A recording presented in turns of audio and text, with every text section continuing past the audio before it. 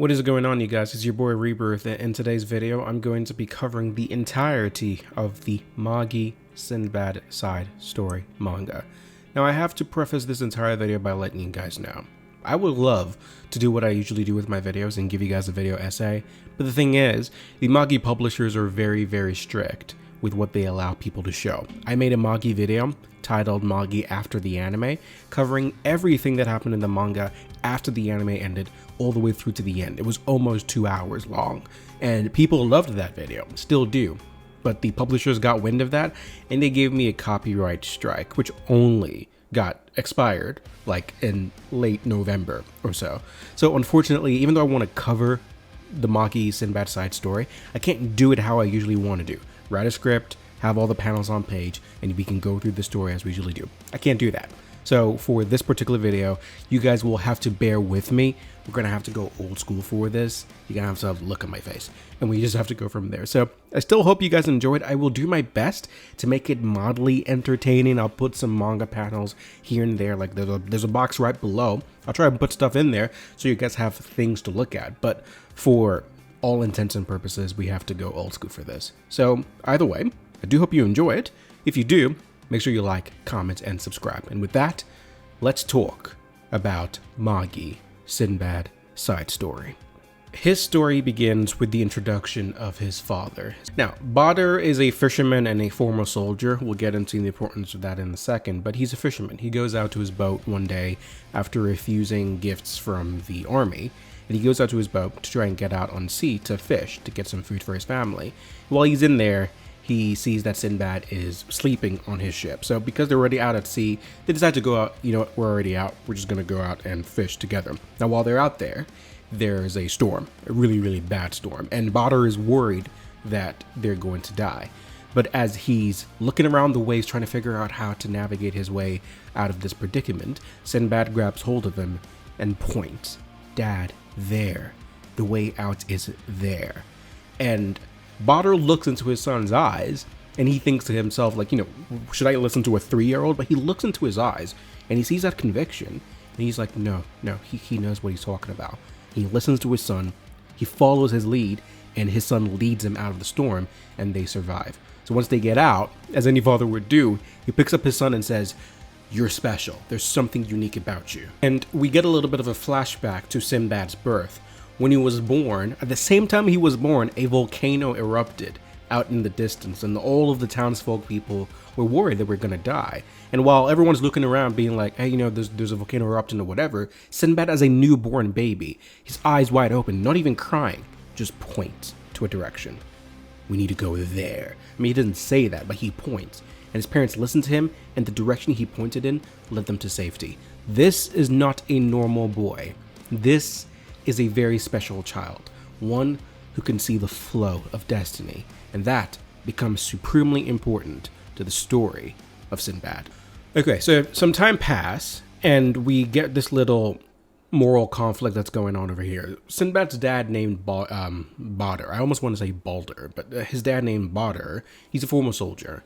And because he's a former soldier, he actually is missing one leg. He's not sent out to war, even though the country that they're in Parthavia, is currently at war. And because all these other families are sending out their family members, their sons and their fathers, they're going out to war, they feel a certain kind of way against these individuals, these retired veterans who aren't being sent to war, even though the context there is literally that they've been to war, they just can't fight anymore, and that's why they're back. It's a little bit iffy, not iffy in the storytelling, just iffy in terms of the morality of the people, because he's missing one leg because he went to war, and yet they're mad at him because he's not at war, and yet they're sending their children to war. So a little bit tricky over there. But one night, Sinbad shows his dad that there's, like, he has a secret he wants to tell him. So he goes and he introduces him to this soldier, he's not a soldier, this merchant who he has stowed away somewhere in hiding, and his name is Darius. Now, Sinbad's parents are nice enough that they don't shun him away, they treat his injuries, and they allow him to stay with them until he regains his strength. And Sinbad in particular grows very close to Darius, and Darius tells him about the outside world, of all the different cultures, of the food, of the people, of the landscape, of the geography, and he tells him about that, and Sinbad is really elated and delighted at the prospect of a world beyond the shores that he's known all this time. And things seem to be going decently well, and full disclosure, I'm not going to literally talk about every single thing. I'm talking about the main beats, and I'm breaking them down, the best way that I know how. But in any case, this good relationship that's set up between Sinbad and Darius, it comes to its crescendo when one day soldiers are coming in looking for a spy of the Rame Empire. He's not a merchant, he's a Rame officer, and he's here trying to spy to get information that he can send back to his countryfolk. And so he takes Sinbad hostage, and he's going to use Sinbad as a bargaining tool to get away when Sinbad's dad Maader shows up. Now, Sinbad's dad initially doesn't want to turn to violence, but when Maader leaves him no choice, he actually kills Maader in order to save his son's life. For doing that, the royal family sends Maader off to war. Before he leaves, he gives Sinbad some words of encouragement. He tells Sinbad to be strong, to look after his family, and it sort of ties a bow to this town's bad relationship with these expatriate individuals, because they feel because it's actually a little bit complicated with the way that it is. Portavia as a country is at war, but much like the way that people like to conduct war, even in our own world, is you need to give the population a reason to believe that it's worth it to send your children off to die in some war. You need to rationalize it in some way, and usually the way that you do that is to make you believe that it's necessary, or that you're hating this other group of people so much that you feel the need that it's right for us to purge this bad people from the world, or whatever it is. And the population of Portavia, specifically this town, they've become a tad bit enamored with the idea of war. They're almost positively fascinated by the idea of war. And Maader, who's actually been to war, he doesn't understand why they want to go to war so much. He actually takes off his clothing and shows the scars on his body, saying, "This is what war looks like. I've lost a leg. I have these scars on my body. This is the reality of war. It is not something to be desired. And even if it means that I'm laughed at, even if it means that I'm insulted, even if it means that I'm beaten down, I will not willingly go out to war." Now, unfortunately, he is sent to war, and he dies, and his sword is sent back to his family later, and that's the end we see of Maader. But the important lesson that has been delivered to his son, who has more conviction to A, hate war, and B, not live his life in service of a royal family that doesn't actually care about its population.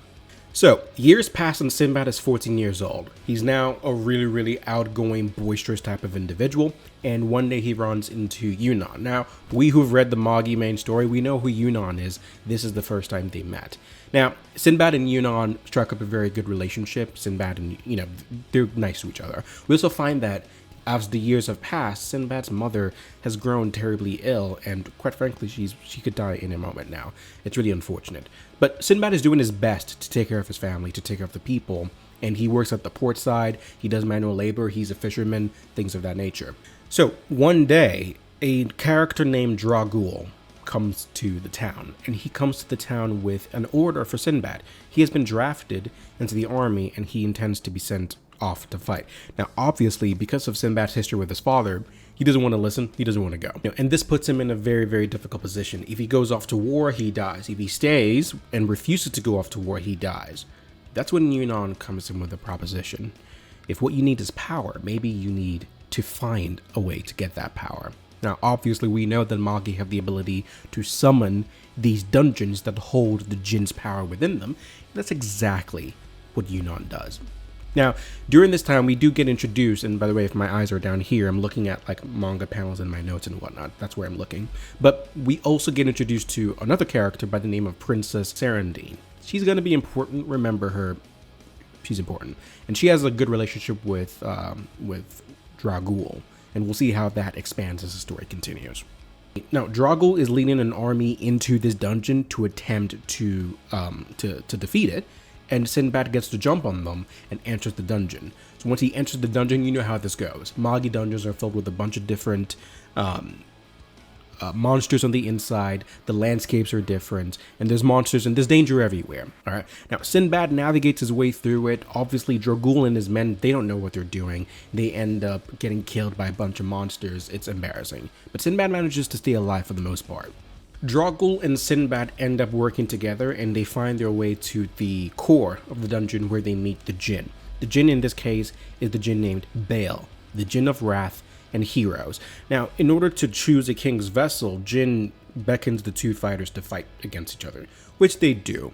Dragul puts up a bit of a fight, but Sinbad ultimately defeats him, and Sinbad is the one who was granted the power of the Jinn. So once they come out of the dungeon, it turns out that time proceeds very differently inside the dungeon versus outside, which we already knew, but effectively, even though Sinbad was inside the dungeon for 2 hours on the outside world, it was actually 2 months, and his mother is at death's door. But before we get to that, when Sinbad comes out of the dungeon, they're surrounded by the armies of the Partabian Empire right there, who are trying to, because there's a bunch of gold inside the town, which also gets released when you come out.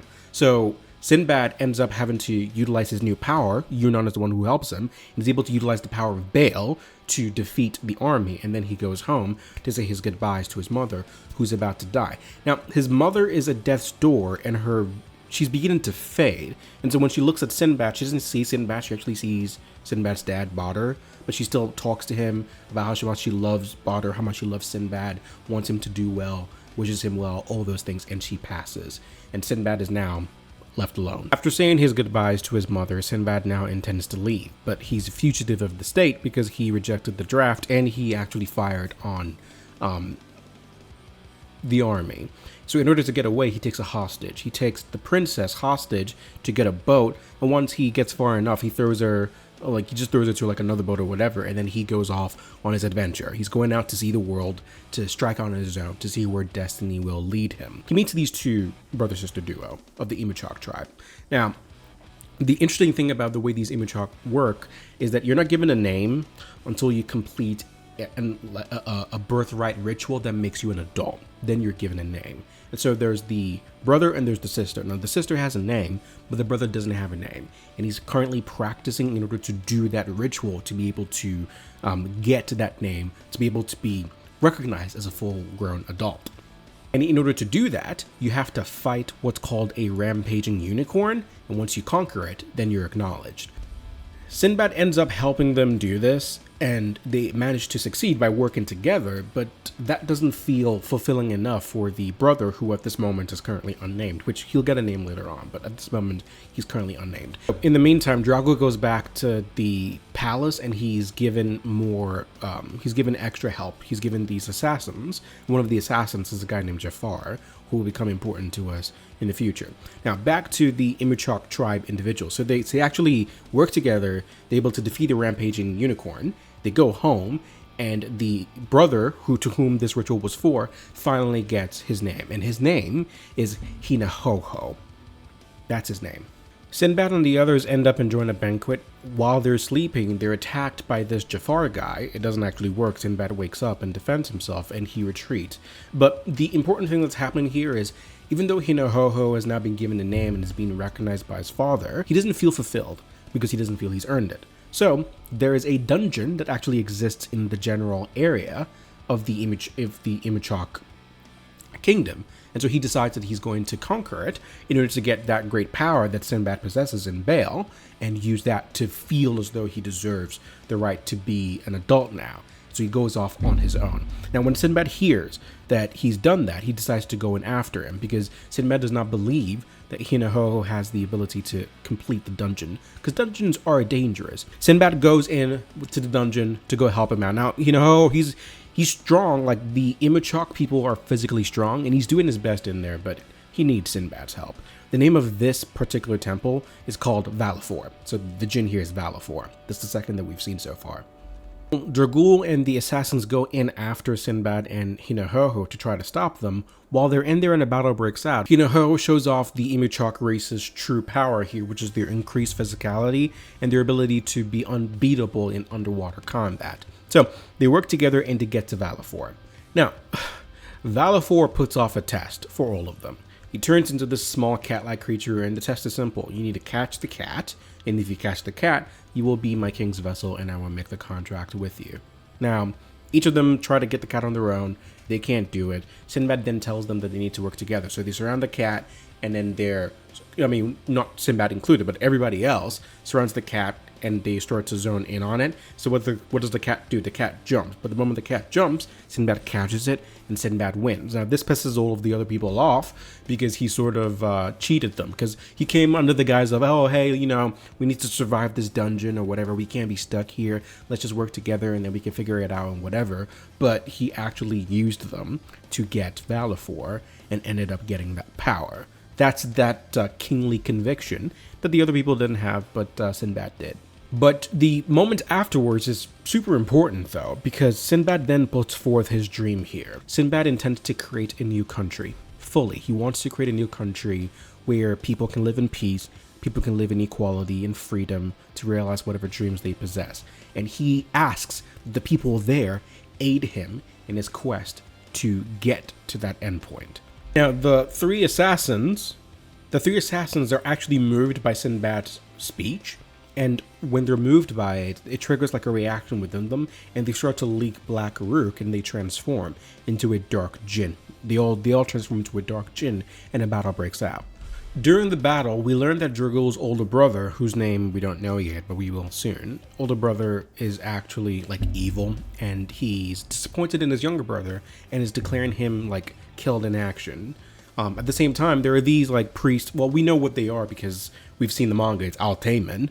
Altaimen have these priests that are involved in here doing their dog djinn shenanigans. And in order to defeat the dark djinn that has appeared there, Hinoho uses his attack called the First Harpoon. And he, they have this, actually, I don't know what to call it, but he has this weapon. It looks like some type of hardened, like, sea reed type thing, but he's able to throw it as a spear, and when he throws it, it's thrown with incredible force. It's called the First Harpoon technique. So he uses that to defeat the dark djinn. And then in the aftermath of that, the black rook is just going out of control, and Sinbad goes to what is essentially Jafar, and he sticks his hand into Jafar, and that leads him into the consciousness of Jafar, where he speaks to Jafar, who killed his parents as part of the training regimen to become an assassin. And speaking to Jafar, he encourages him, tells him to believe in his dream of creating a better world, with which Jafar does listen to, and he's able to come back to his senses. With that, all the individuals who did survive, we're talking Hinoho, Jafar, Dragul, and the other two, whose name I forget, but they all acknowledge Sinbad as king, and Valefor makes the contract with Sinbad, which ends the dungeon, and they are released. Once they come out, once again, they're surrounded by a bunch of soldiers, and Sinbad uses his new ability, the Valefor's ability, to defeat them. So once they do, they have to go speak with the Imuchakk leader. This Imuchakk leader introduces us, and actually, I think I misspoke. Hinoho is not the son of the Imuchakk leader. Hinoho marries the daughter of the Imuchakk leader. Her name is Rurumu. Some of these names are going to kick my ass throughout this video. I'm just going to tell you right now. But he's going to marry this lady called Rurumu, and both of them actually joined the gang. They're now part of our crew. But before they leave, Sinbad wants to create a trade relationship with the Imuchakk, and he puts forth his dream, he puts forth his purpose, and the leader of the Imuchakk tribe is actually drawn to Sinbad because of his confidence and his belief that he can actually pull this off. And so he actually agrees with Sinbad, and they create and they forge an alliance together, the first of many that will be coming in the future. So then we go into the next arc. It's the Rame Empire. So they go there and they're trying to sell their goods because they're trying to start off a trading company. But in the Rame Empire, you're not allowed to trade without a trading permit. So because they don't have a trading permit, they're technically doing an illegal act. So in order not to get in trouble, another merchant guy comes in and says, hey, you guys, you know what? You guys are breaking the law. They're going to take away all your stuff. you can just sell it to me so that you don't have to get into trouble. I'll just buy the stuff off you. So given the gravity of the situation, they sold their merchandise to this other merchant in order to, snake away from the situation and not get into any trouble, and they leave. But then later on, when they're in the area again, they see that their goods are being sold yet again at a much higher price than they sold. They got scammed.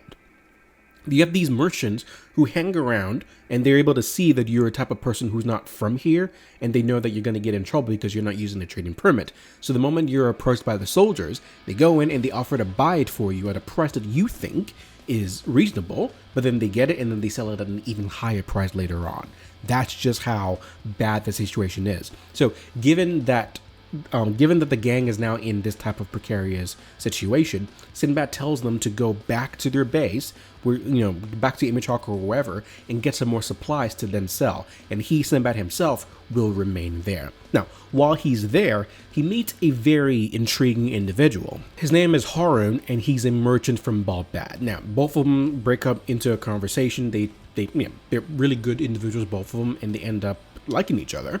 It's revealed that this is actually not just a merchant, he's actually the king of Baalbad, and he's Alibaba's dad. Now, if you've read the actual Magi story, you know that Sinbad holds a great debt to Alibaba's dad. We're about to see where that debt springs from. His real name is King Rashid, the 12th king of Baalbad. Let me describe a little bit of the situation of the predicament that we're in right now. Sinbad needs to get money, and he currently does not know how he can make money without having a permit. And quite frankly, it's not just about the permit. The way that the permits are set up, he cannot make as much money as he should because of the way the legalities of this reign permit is. So he needs to figure out a way of, what is he going to do? So he comes up with this idea. Now, his idea is that he's going to lean into the things that only he can do.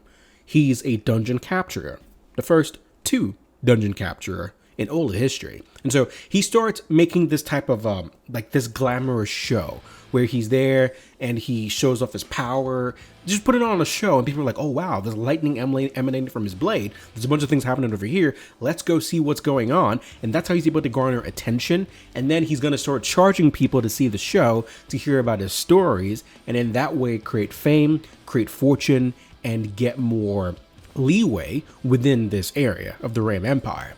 In the meantime, Hinohoho and his wife, Rurumu, they have a kid, their first kid.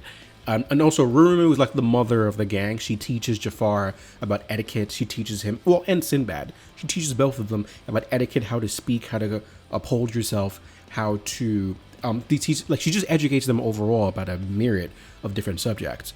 She's a very important character. It's quite unfortunate what's going to happen to her later on in the story. But anyway, Dragul makes it home back to Partavia. The reason he's going back to Partavia is because he wants to rescue the princess who's meant to marry his older brother. His older brother is named Barbarossa. Now, I'm not going to call him Barbarossa. I'm going to call him Seto Kaiba because this dude looks like Seto Kaiba.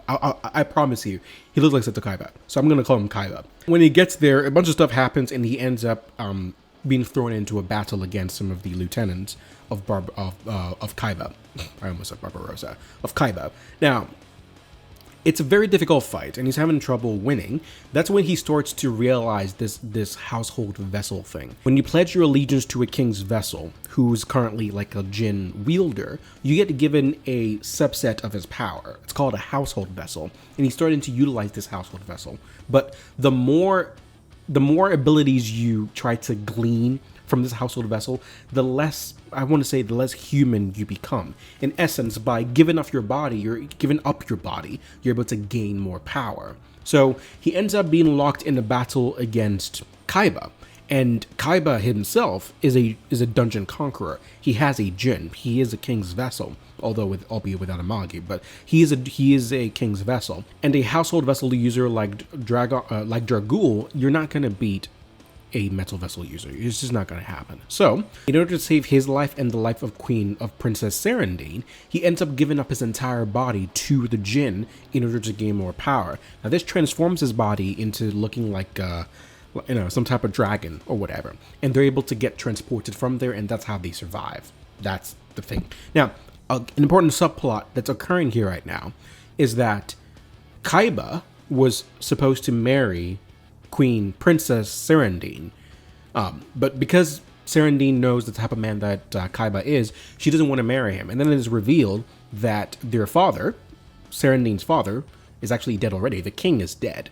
And the one who did it, it's implied, was Kaiba. So with that, we enter the next arc of this manga. Now we're in the Sasan Kingdom Arc. Now, he goes to Sasan, and it's like this kingdom filled with like a bunch of knights and everything. And in each of these locations have their own unique geography, their own unique cultures, their own unique like fighting styles, and it's all good and and everything there. But over there, we meet this individual. His name is Mistoras or Mistras, depending on your translation. I'm gonna say Mistras. Let's just say Mistras, whatever. Anyway, so he meets this dude. All right, now this dude, he's the son of the Night King.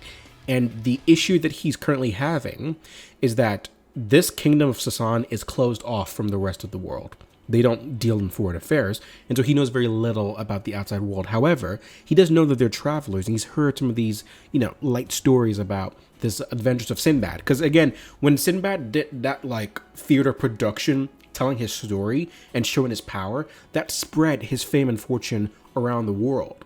And that's how he became so famous. So he wants to leave and join Sinbad in his adventures, but obviously he's the son of the Night King, so he can't go. In order to leave, he challenges the knights to a formal battle. Now, when that happens, he defeats all of the generals until the only person left who's strong enough to stop him from leaving is his dad. And now there's a father-son duel. So his dad fights him, and his dad is actually a metal vessel user, so it's actually not a fair fight. But in any case, whatever. He defeats his son, and Sinbad decides to step in. And when Sinbad steps in, he tells him that if I defeat you, Sasan is going to trade with the Sindria Trading Company. Sinbad then transforms into his Jin-equipped Bale form, and then overpowers the Night King. It's not even close. He then grabs the dude and takes him outside the city, and then just like Bararak Saika out into the open just to showcase how powerful he is. And then he talks to this individual and says, this is how much power I have. If I wanted to destroy your town, all I would have to do is do this, Bararak Saika, and the entire city, your entire city, would be wiped off the face of the earth. That's how much powerful I am compared to you. But I'm not going to do that. I want to trade. Trade with me, make peace with me, so that we can each better ourselves. This, obviously, that show of strength and that show of goodwill ends up working, and the Sasan Kingdom ends up being an ally trading partner with Sinbad Trading Company. But during this time, we get a little bit of foreshadowing of King Solomon and Amatoran, because the Sasan Kingdom, they have these ancient texts that they're not quite sure what it means, but it speaks of this great king who protected the ancestors, who united all the races, but they don't quite know who their name is, and a lot of the details of it has been lost to time. But this is like the first inclination of what will be a very important character in the entire world of Magi, being the Solomon and Amatoran overall. Anyway, so after that we're done. We're heading to the Artemira arc, the Amazon Kingdom arc. Now, here is an arc filled with just women. And I'm just going to summarize exactly what happens here. I'm not going to go into too much detail here. The leader of the Amazon Kingdom is also a metal vessel user, as you've seen the trend. Like you see the trend of what we're doing here. She's also a metal vessel user, and it's an Amazon drive. There's only women, and they only utilize men to actually like do their work, manual labor, or for baby making purposes. But other than that, they don't really care about men. Now, Sinbad is a womanizer. He tries to do his womanizing stuff with the people here. It doesn't work on the queen of this land. So Sinbad and the boys, they end up being thrown into this like dark ravine. It's so like they're living high up on the surface, and there's this like dark abyss, and they just throw them in there, and they're at the bottom, and they have no clothes, they have no food, they have no weapons, and the assumption is that they're just going to be left there to die, with the exception of Hinahoho. Hinahoho, because he's such a specimen of a man, they don't want to kill him. They're going to use him for experimentation, which we all know what that means. But anyway, so the gang, the boys are now down there. We're talking Jafar, Sinbad, the Sasan kid, and they're all stuck down there. It's tough down there because they're actually there for a while. I don't know exactly how much time it is. They're actually down there for a pretty penny. They end up having to, like, there's like snakes down there, and they end up, well, first of all, they're scared of it, but then Jafar tells them, because Jafar is like a former assassin or whatever, he tells them that if you cut off the snake's head, you can actually eat the rest of the body, and they live there for, I want to say, a few months, just like living off the land and the scraps down there, just butt-ass naked. They're just there, and they figured out ways to live. Now, the way that they're able to get out of it is that there are these birds that seem to like grab some meat, and then they take the meat to the surface. So they figure out, and this is exactly what's happening. It's like there's a bunch of gems down there in the ravines, but it's so dangerous. So the people on the Amazon individuals on the surface, they throw the meat down to the ravines all the way to the bottom, and the meat, like, it just collects whatever gems are down there.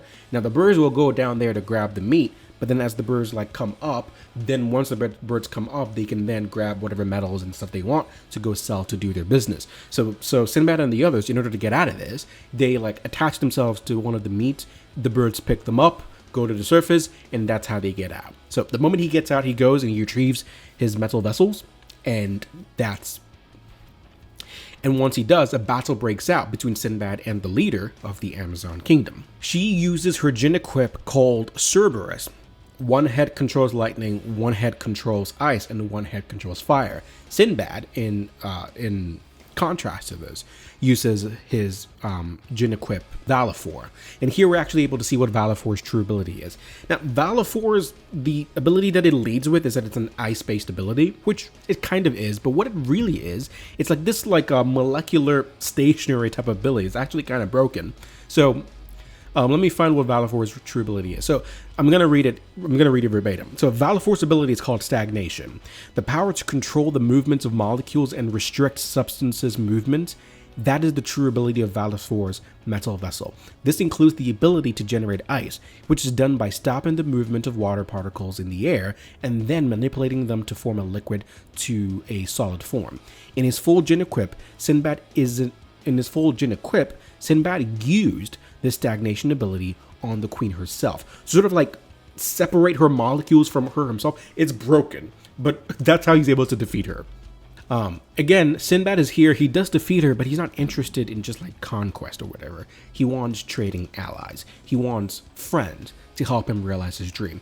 Now, during this conversation, that's where Sinbad first hears about the idea of Magi, those magicians who were blessed by Rook. He hears that from this queen. Actually, what's her name? So I can just get it over. What's the name of this queen? I keep just saying Queen. What's her name? Her name is Mira Diana's Arteminum. That's her name. I don't think she's that important, but whatever. Anyway, so Sinbad defeats them. He learns about the Magi. Cool stuff there. We're going on to our next arc. Great, yeah, so they head back to the Rame Empire Napoleon. It's the headquarters of the Sindia Trading Company.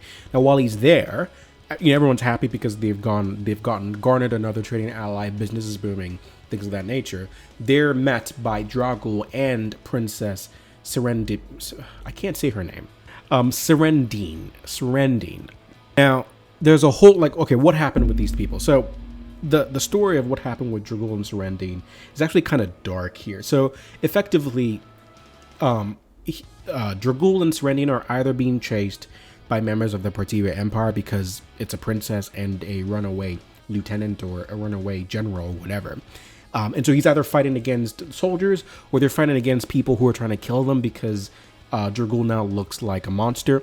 But the dilemma is that every time Dragul is actually thrown into battle, and sometimes the odds are really stacked against them, he ends up like giving in to his battle instinct, and he starts to lose sight of himself. And there's a particular moment where he loses himself and actually like grabs hold of Serendine, and when he comes to, she's now actively scared of him, and she's like, "Get away from me, you monster," which breaks his heart, which is quite unfortunate. They end up finding a way to like a city, and Dragul, initially, he tries to go undercover just to stay on the side and just watch over them, but then he gets spotted. It causes a commotion, so he starts then living on the outskirts of the city, just watching from a distance. And Serendine and a few of her subordinates, they're just forced to find a way to survive. They're sleeping in the horses' stables. They're scrubbing and cleaning whatever they can for food. She cuts off her hair to sell in order to get something to eat, and they end up doing whatever they can to survive. The one thing that she will not do is sell her body. She's a princess. She will not go that far. But times are tough. It's really, really hard. And they found their way back to Sinbad, and Drugul is effectively asking for help. As this is happening, obviously Sinbad is going to help Drugul however he can. An important thing that's happening right now is that Sinbad is beginning to sense that he's special. He's always known he was special. He's always known that he could see things that others couldn't. But now he's actually beginning to really believe. Like, we actually see him standing there saying he's being guided by destiny. Those are his words. Okay, so while Sinbad is feeling this, he runs into a problem. So let me describe this problem that happened. So effectively, the Cinder Trading Company is in debt. They have no money. Obviously, everyone is like, well, what happened? So what happened was one of their other guys, actually, what's this dude's name? I don't think it matches. Like, one of the other dudes, all right? There were some issues that arrived at sea and accidents or whatever, so they were a little bit in the red zone.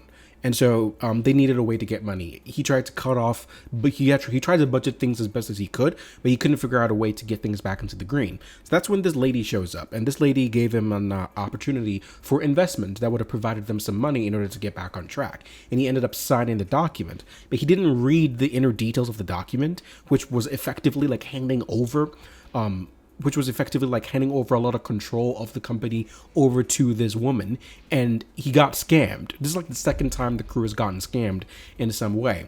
And so now they are in high debt, and now they're indebted to this other company lady. So Sinbad, he gets his djinn equipped and he goes over to see this woman. Now, it's the head of the Mariadal company named Maader. It's to Maader. I don't know how best you guys prefer to say it, but I'm going to say Maader. Now, I believe, if I'm trying to remember correctly, I think this might be one of the same person who, in Magi, maybe around season 2, Aladdin and the gang actually end up like fighting this lady who has kids, and she's like a mother figure. This might be her. I'm not sure though, but this might be her. Now, I've already described the situation to you. She effectively negotiated in bad faith, but she did not technically break any laws, and now Sinbad's trading company is indebted to this woman. So she proposes a wager. The wager here is that if Sinbad defeats one of her gladiators in singles combat, the situation will be reversed. Now, Sinbad takes it a step further, showing a little bit of his bravado and his arrogance. And he actually takes it a step further and says, like, if I win, I gain control of your company. And then if you win, obviously you take control of my company. And now the stakes are, I believe, the stakes now at this point would be if Sinbad loses, he becomes her slave. He's her slave if he loses. But if he wins, he gets her company. That's like the lowdown details here. Not allowed to use his djinn equip to fight this battle. It's pure gladiator sword versus swordsman battle. So he goes to this arena and he fights. Unfortunately, the person he's fighting is Masaru. Now, if you know who Masaru is from the Magi main series, that is the funnelist who teaches Morgiana. One of the most badass dudes. I love Masaru. He's so cool. Masaru kicks Sinbad's ass. He loses, and Sinbad becomes a slave. So while Sinbad is a slave, and they've now lost control of the trading company, Jafar goes off to speak to Alibaba's dad, who's like an ally of them. He's an older guy. He has experience. So Jafar goes off to try to figure out a way to work around the technicalities that occurred. But now Sinbad is a slave. Now, this is a really, really dark part of Sinbad's life. Of course, it makes sense. He's a slave. And his life as a slave is really difficult. So the way that Maader, whatever her name is, the way that it works, I'm sorry, but the names, there's just so many names, and I'm not like reading off a script this time around. That's why I'm trying to take it easy here. But the way that Maader goes around her business is she gets this person, and she tries to control them using her motherly instinct to put them in these high stressful situations, so that you look at her as a mother saving grace type of figure, and that's how she's able to attach you to her and then have you do her bidding. And so Sinbad, for much of the initial months here, he is not he's not called child by this Maader figure, because she sees through his act, or she doesn't believe that he's actually learning. And so he's constantly punished. He's thrown into a dungeon. The dungeon is then filled with cold water, and he's just forced to stay there in the cold. He's not given a lot of food. He's really, really abused during this part of his life. And it's not until like like a lot of time later that Sinbad actually starts to be mentally broken. And then, you know, the mother comes in and she hugs him and he's crying. Like, he's actually mentally broken in that instance. He's forgotten about his dream. He's forgotten about his will to succeed in all those instances. And now he's just a slave in the services of this woman. Jafar goes and speaks to King Rashid, Ali Baba's dad, the king of Baalbad. And they come up with this plan. So I'm going to try and give you like the lowdown of what this plan is. So they go back, and Jafar and Rurumu go and speak to this Maader lady. And they tell her that they're inviting her to like this event in celebration and whatever. And they say that the king of Baalbad, Rashid, is actually interested in entering the slave trading business, utilizing the Sindrio Trading Company as this medium. And so initially she's skeptical. It's like it's probably some kind of joke or whatever. But she ends up going with them to this party, and King Rashid is actually there. And so it's like, oh, these people actually do have connections to King Rashid. That's actually real. So after that happens, they then go and they have a conversation, and Rurumu and Jafar propose this deal about, you know, having King Rashid and Baalbad enter the slave trading business. And she ends up, and they put like this like time, the way that they constructed is such that like, oh, time is running out or whatever. So she ends up prematurely signing it. And then later on, when King Rashid is at this inaugurational type ceremony or whatever, where they're announcing all the new laws and all the new updates to the empire and whatnot, she's like, you know, she stands up and is like, hey, do you guys not have anything else to say? Aren't you supposed to be announcing that Baalbad will now be entering the slave trading business? And King Rashid is like, I don't know you. I don't know anybody. I don't know anything about this. And they're like, shoot, she's been had. The contract that she signed, in the fine print of that contract, she's now ceding control of Sindrio Trading Company back to Sinbad, Jafar, and Rurumu. She's been had. Around the same time, Sinbad finally comes to his senses and stages a coup within the child slaves that exist there, and now they're trying to break out. He actually breaks through to Masuru, who helps him break these kids out and escape. He retrieves his metal vessels and he goes to Maader, and he forces her to sign off all the things that she, like everything that she owes. She signs all those resources off to Sinbad, and then he forces her to release all the slaves so that they are free, and then Sinbad banishes her for her to leave. And that's where that sort of mini arc ends, and Masuru is now part of Sinbad's crew moving forward. Now, there is a very important character moment here that exists between Sinbad and Jafar, where Sinbad effectively used the slaves the same way that Maader was using the slaves. He just used the slaves for his own end. And he's in this, headspace where he's starting to feel like he's not worthy of his dream, and he's feeling like he doesn't actually have what it takes to get there. And Jafar gets angry. Jafar punches him in the face and tells him that even if your hands get dirty, you still keep moving forward. You never stop. You never quit until we achieve this dream that we set out to. That moment was extremely important to me because, like, Sinbad starts off, and then as things start happening to him, things start going his way, he starts to develop a lot of pride. Right before that happened, he was like, oh, everything works in my favor. Oh, everything's going to be all right. And then he failed so badly, became a slave, and he just went down and had to claw his way back up. I think it's important to depict that story as, like, it wasn't just a constant rise. Oh, Sinbad, first singularity, everything's good. Everything was, in fact, not good. It was actually quite tumultuous for many moments in his story. But anyway, so Sinbad goes, and he goes and says his thanks to Ali Baba's dad. And while he's there, Ali Baba sort of asks him, very important question, I would say. You're talking about this idea about, oh, I want to make a country. It's like, okay, bro, where? Where are you going to make this country? Like, where is it going to be? Do you have land? which is something that he just really hadn't thought of. And so in order to get away with it, and so he doesn't really have an answer. So what they decide to do is they decide to follow Masru to the Dark Continent to see if there's any land over there that they can establish. Because they want to help Masru find his fallen leads, the Red Lions, because he's been separated. So he's trying to help him find these Red Lions, and they're just going to try and see if they can, find some land in the Dark Continent to be able to use. Now, during this time, we learned that Partavia has gone into the ceasefire deal with the Ram Empire. And so, on a certain level, Sinbad is worried about the stuff that's happening in his hometown of Partavia, but he's like, I have to focus more on what I'm doing here now. As Sinbad is out there talking to his friends, we see a little boy who's out there playing with a black-haired, curly-haired boy. It's Qasim, and it's Alibaba. And they're just there doing their thing. And, the manga page writes, Alibaba, age 5.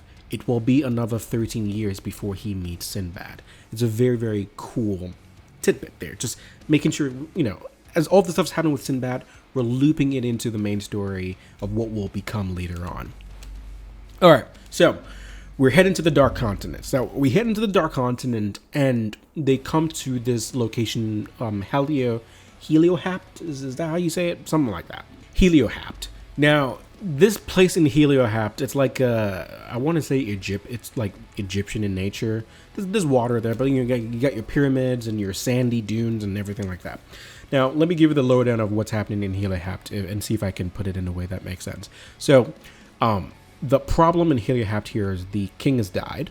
He got 2 sons. The firstborn son is born from the second wife, and the firstborn son is born from the first wife.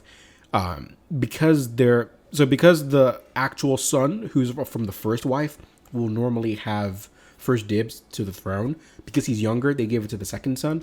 But some people, different sections of the population adhere to the different sons. Like, some think it should be the younger son, some think it should be the first son. It's created strife within the population. At the same time, there are these things they're calling curses happening, where certain royal family members are dying here and there to what they're calling curses. So there's a bunch of weird stuff that's happening. Now, the catch here is that the king seemingly left his final, I guess, decree of who would be king. He left it written in his tombstone or whatever. But the problem is, a dungeon has appeared where the royal tomb is, and so they're unable to actually go and confirm what the king's final decree was. So the deal now is Sinbad and his crew are tasked with defeating this dungeon so that we can go and see the actual tomb, so we can see what the king's actual decree was. Now, a key thing to note here is that even though and as true as that is, the younger son claims to have, well, how should I put this? He claims that he was told by the king that he was meant to be the next king. It's kind of like, effectively, is what's happening in House of the Dragon with the king and Rhaenys and whoever. I think it's effectively that storyline here. So the younger kid believes that the king says he should be the next king, but that's the dilemma right now. So they enter the dungeon, and this dungeon is called Vapor. So this is the djinn of spirit and puppetry. I'm sorry, did I say Zapar? Zapar. His name is Zapar. Now, Sinbad initially wants to just blow a hole right through the entire dungeon just to the core, but Zapar is like, hey, I actually like this place, so he just transports them right to him. And this is the deal. The deal is that Sinbad himself, because obviously Sinbad is the only king's vessel that's there, so he's not the one who's going to be tested here. The ones who are going to be tested are going to be his subordinates. Now, the deal is Zapar has members of Sinbad's crew fight each other. So the first fight is Hina Ho-Ho versus Misteros. So they end up fighting, and it's actually a pretty even fight. Both of them are able to utilize their household vessels, and it cancels each other out, and they both lose. I mean, it's a draw. After that, Jafar fights against Musuru. Now, Musuru initially doesn't want to fight Jafar, so Zapar takes control of Musru's mind, and then that triggers the battle. It's a fierce fight because Musru is physically strong here. He's a red lion. You don't mess with the red lions of the Dark Continent, the Finales. So, in order to scheme his way out of this, Jafar ends up like killing himself so that Musru wins, but he actually doesn't actually kill himself. He just like temporarily stops his heart, and then he's able to come back, and he's dodged the system. Now this pisses Xapar off, and Xapar and Xapar and Sinbad are about to break out into a battle when Serendine asks and sort of calms things down, and she pleads with Xapar because again, Xapar doesn't have to let you out, and we also need his power, so she actually does a very smart thing here. The next trial is actually between Sinbad and Serendine, but it's not going to be a battle of swords or physical strength. It's going to be a battle of words, of will. They're going to have a debate. Now, the prompt here to both of them is, what will you do if you gain the power of a king's vessel? Solomon, why do I keep saying Solomon? Sinbad is like, I'm going to use that power to create a new country so that we can all be safe and whatever. He says, I'm going to use the power of a jinn to create a new country where people can be free, where we can live in harmony, all the usual stuff. On the other side, Serendine, is that her name? Oh God, Serendine. Why don't I know her name well? It's so weird. Yeah, it's Serendine. There's sometimes there are just names that are just so hard for me to remember. It's very annoying. Anyway, so Serendine counters that by saying that Sinbad is being naive. He's actually not thinking this through. The idea that you're just gonna go make a country, you don't even have land to put this country. We're here trying to find that land. You're just assuming that everything's gonna be okay. That's not a realistic way. What I'm going to do with this power is I'm going to protect one country. I'm not trying to be unrealistic about my capabilities or what I can do. I'm just protecting my country, Protavia. I'm taking it back from the usurpers, and I'm protecting us. Now, this then blows into a very, very philosophical conversation between Sinbad and Serendine about this idea of king and a leader. So see, Serendine's argument here is that a leader is able to do all the things that Sinbad does. You're constantly looking forward. You're constantly bringing people to your side. You're constantly looking to do better than you did before. You're solving problems. You're inspiring. You're creating. You're causing alliances. You're a leader. But that doesn't mean that you're a king. Her belief is that a king is a figurehead. A king doesn't have to be a leader. He has to be a symbol. And what is he the symbol of, you ask? He's a symbol of a bloodline. He's a symbol, and that she thinks that's the key component that defines a king. The key component that defines a king isn't the fact that he's a leader, or he's strong, or he's charismatic, or he's smart. No, it's the bloodline. It's for people to be able to look and say that this particular family lineage holds a specific blood in their veins that are separate or that are above, that are meant to be heralded, that are meant to be respected and revered. That is what makes it important. So, she believes that Sinbad can achieve everything that he wants to achieve in his life without actually becoming king. What he seeks and what he desires in this world, he can get it by being a leader. He doesn't have to be a king. That's her pitch. And while they're having this discussion, there are these scales. And the more your heart is being wavered by what the other person is saying, the scale tips one way or the other. So as Sinbad is listening to her speak, he's genuinely being convinced by her, and the scales keep tipping in her favor. But this is Serendine's pitch here. Her pitch is quite simply, I have the blood of the royal family, and you are a leader. Why don't you marry me? Become my husband. I will fulfill the bloodline necessities that are required here, and you can do all the things that you want to do as the leader. Together, we can achieve our dream. She's doing to Sinbad what Sinbad does to the others, and Sinbad's heart is actually wavered, and he loses. That's right, he loses. Xapar doesn't go to Sinbad. Xapar goes to Serendine. So, on the outskirts of this, after they get out, now the dungeon is free. They can go into the tomb. They go into the tomb and they see that the king's final words are that he isn't going to designate a new king. The two sons, figure it out yourself. So, which feels like kind of like a waste of time, but whatever.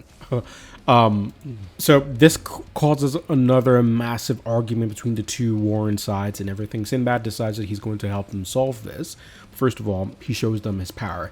He puts on his Jin equip and Maader Arc Saika is like out in the sky just to showcase his power. And they're like, oh, you know, super powerful and whatever. And he pitches to them that this is the power of a metal vessel. I could destroy your country if I want to. Same thing he said to Sasan, but whatever. But more people have metal vessels as time goes on, which means in order to counter them, you need metal vessel users of your own as your allies. I have two, and Sarandine has one more. Ally with us so that you can protect your sovereignty. We are not going to get involved in how you handle your business. We're not going to get involved in anything of how you do your things. The purpose of this alliance is so that we can prevent anybody else from attacking us. It's the ultimate balancer for everything. And as a result of this, and you know, because the younger brother, the Sharkin, his name is Sharkin. So because he lied about what his dad said, he's not going to be king. So the other brother, the older one, is the one who becomes king, and he gets given to Sinbad, and he joins the crew.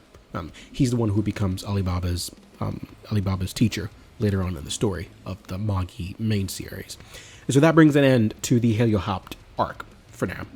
But as far as the main reason why we went to the Dark Continent, we learned that the Red Lions are no longer here. They've been hunted by slave traders, and there's none of them here in the Dark Continent. So Mastru's journey here leads nowhere. And there's also no land for Sinbad to use here either. So 0-2, 0-3 if you count the fact that they didn't get that dungeon either. So Sinbad takes 3 losses in this particular arc. But he gains an ally, if that should count for something. He gains an ally. But while he's talking to these this tribe in the Dark Continent, they tell him about the name of this god who helped them. You know, because I remember in the Sasan Arc, they said that there was a king who united everyone, but they didn't know his name. Well, these guys know his name, and his name is King Solomon, which obviously we already knew, but this is where Sinbad first heard about Solomon. Okay, so let's hit on a few other important details here. Judar. So Judar makes his way, and Judar is introduced here to Sinbad. He's a Magi, and his king's vessel is not Sinbad. His king's vessel is actually Sarandine. That's his king vessel that he's chosen. So they leave Heliohapt, they go back to Balbat to report back to Alibaba's dad. Alibaba's dad tells Sinbad that he's going to meet the emperor at Portavia, and Sinbad comes with him. This is the first time Sinbad is going home since he left all those years ago. So they go home, and overall, just to give you a big picture here, this is important. Sinbad is from Portavia. Portavia has now been usurped by like a coup d'etat by Seto Kaiba over here. Sarandine is mad at Seto Kaiba for killing her dad and taking control over the Partavian Empire. Now, she wants revenge, and now she has a metal vessel user, and she's allied with Judar. Now, Judar is a member of Altamen. Judar is a member of Altamen. Altamen doesn't actually care about whether Sarandine gets what she wants or Sinbad gets what she wants. Their goal is to bring Il-Ila back to the world of Magi. All right, that's their goal, and whatever ways they can get to that goal, that's all that matters. All right, that's the setup here. So Sinbad goes to Portavia. He goes back home, and he runs into Kaiba. Now, we learn that Kaiba is no longer a military officer. Previously, he was a lieutenant. Apparently, what has happened here is that he stepped down. He's now a politician, and they're establishing somewhat of it's a democratic / royal system where the king is there, but the people also elect a governmental head to run the affairs. So the current acting king here, is Sarandine's younger brother. But he's weak, he's frail, because members of Altamen are making him sick and whatever. That's what they're doing in order to keep him in line and control him. So Sinbad is now in Partavia. He meets Kaiba. Kaiba and Sinbad end up becoming good friends, and they go fishing, they go horseback riding, they each talk about their goals and desires, and this is sort of the important disconnect between these two characters. Kaiba believes that Partavia is the most important place in the world, and that Partavian people are a superior race to any other race of people on the planet. That is his goal, that's his perspective. Sinbad, to the contrary, doesn't agree with that because his crew is extremely diverse, all different races, all different peoples from around the world. He does not believe in this idea of superiority of the Partavian individuals. However, Kaiba makes the argument that the fact that you, Sinbad, have been able to create this system where they're all allied to you is proof that Partavian people are superior. Kaiba and Sinbad end up having this conversation about Sinbad's current dilemma. He wants to create a country, doesn't have land. So there's this island, well, it's sort of an island off the shores of the Partavian Empire. And Kaiba wants to sell this island to Sinbad. It costs like 100,000 or 10,000 of their money, a lot of money. But he wants to sell that to Sinbad, and Sinbad ends up taking that. And it's the island you're thinking of. The island you think of when you think of Sinbad in the manga, that's what we're talking about here. But I need to talk about a very pivotal thing that I skipped over. All right, so before Sinbad goes out and does all those deals and stuff with Kaiba, he's hanging out at home when Serendine is practicing how to use her Jin equip. And she gets help from Judar to get stronger in that regard. So she masters Jin equip, and then she asks Sinbad for a fight. She wants Sinbad to fight with her. So they go out there and they have a full Jin equip battle. Sinbad takes the fight to her and seemingly is going to defeat her when she uses like Zepar's like shrieking sound where like she, he screams and everybody gets knocked out or whatever. And Sinbad loses. Zepar. Serendine beats him, which, take that. Serendine beats Sinbad in singles combat. We know Zepar's ability, Zepar's true ability, but if you don't know, what you'll find is that Sinbad starts to act very like these panels where his eyes look like they're being controlled, where he's acting out of line, drawing his sword in places that he shouldn't. He's being controlled by Serendine. Very, important thing that's happening here. So that's that. Fast forward to when Kaiba offers Sinbad the island. Sinbad flies onto the island, does some research, and he finds a research lab where they were doing experimentation on humans, and it's the people that he used to live with back in the day who have been turned into these monsters. Now this creates another moral dilemma here of Sinbad, whether he should look the other way to the inhumanities that are being acted upon these innocent people, or if he should proceed with achieving his dream when he's so close to getting it. Sinbad is really traumatized by this, but he just stuffs it like deep inside and he tries to not think about it, and he just focuses on trying to get the money in order to buy his island to start off his country. Now, he's approached by a certain woman. This woman what's her name? He's approached by Falon. All right, now, by the way, can I just say, Magi women, Magi women look good. Like, Falon looks good, all right? Ren Gilquin, she looks good, all right? All of them, like, really, really, really attractive female characters here, but everybody's attractive.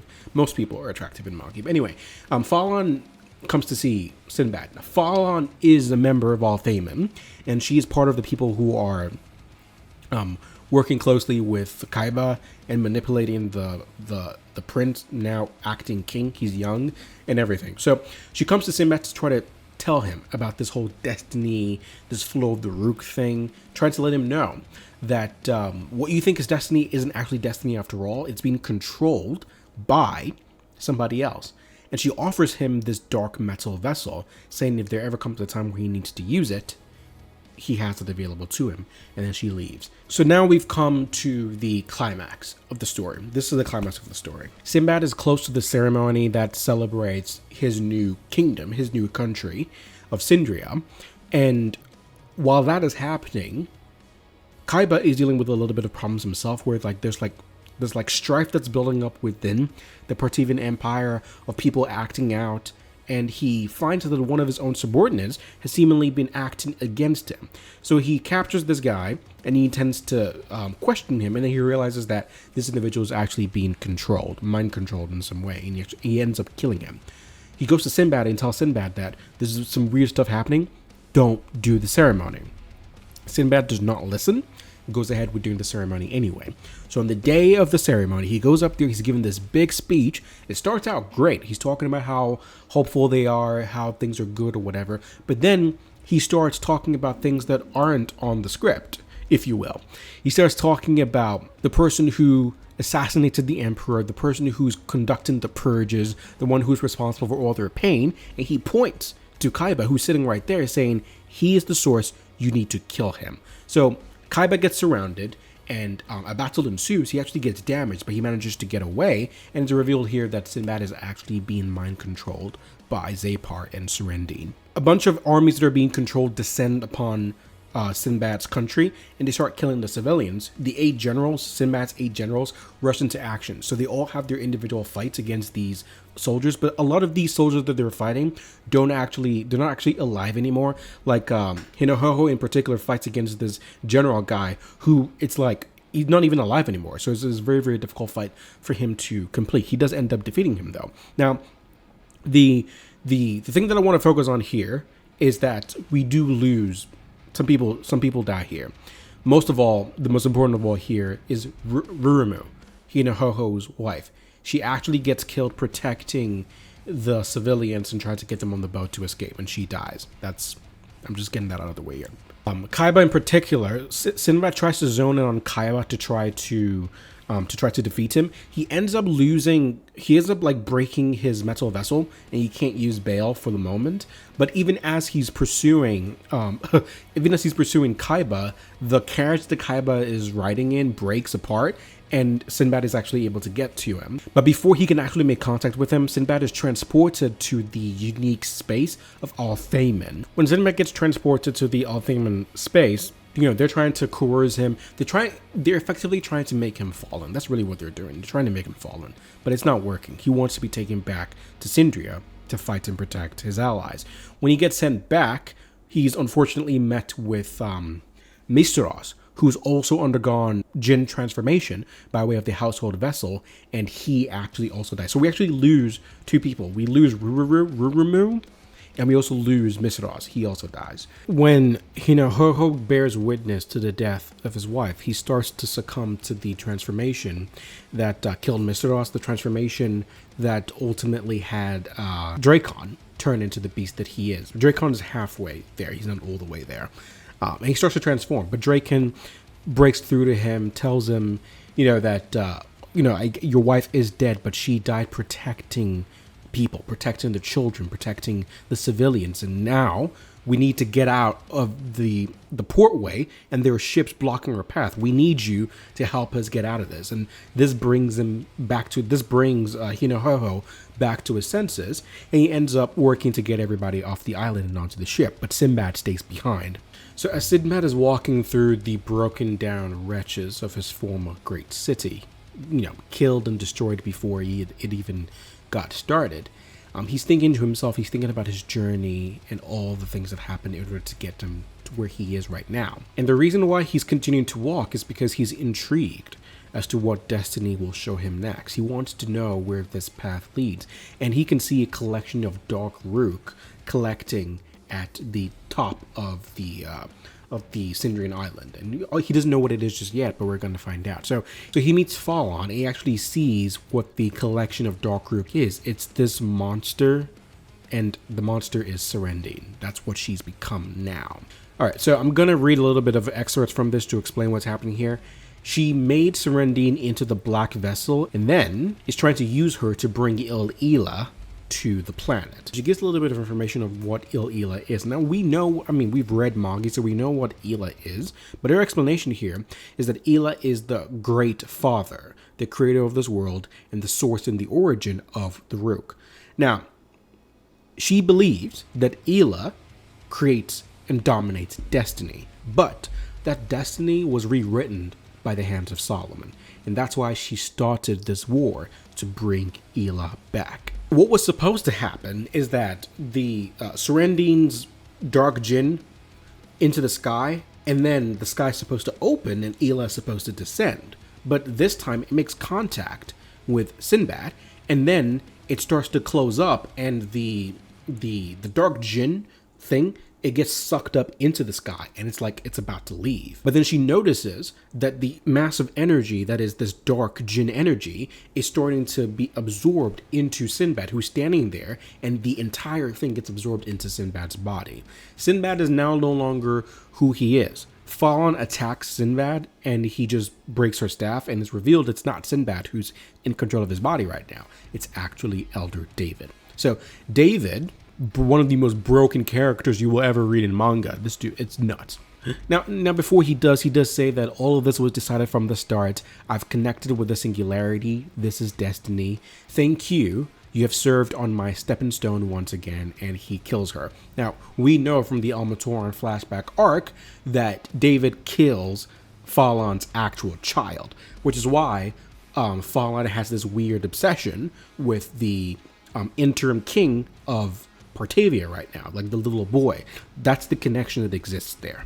After David kills Falon, Sinbad comes back to his senses, but because he's like in between these realms of, because a crazy thing just happened, he's able to speak to the ones who have died. Specifically, he speaks to Serendine, and through this, because he absorbed the Dark Rook, he's now halfway fallen. He now has Dark Djinn, he now has Black Rook and White Rook together. He's halfway fallen. And not only that, he's now gained Serendine's metal vessel. Zapar now belongs to Sinbad. So after this happened, Sinbad left the city, and for quite some time, nobody knew where Sinbad was. Some time passes, and Sinbad is now like a wanderer traveler, and he runs into her name is Yamaraiha. She's Aladdin's magician teacher, the blue-haired mage lady.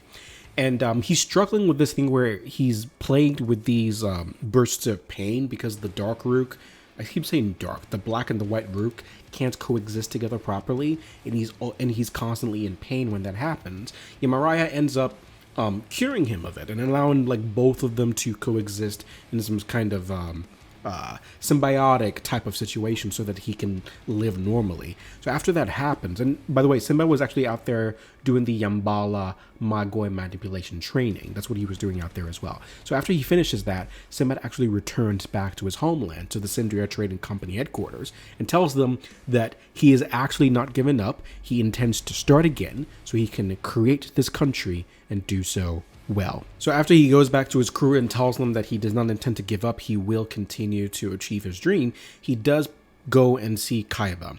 And he and Kaiba get into their final battle. Kaiba is now a shell of his former self. He's lost all his agency, and he doesn't have the same pull that he used to now that he's lost all his political power.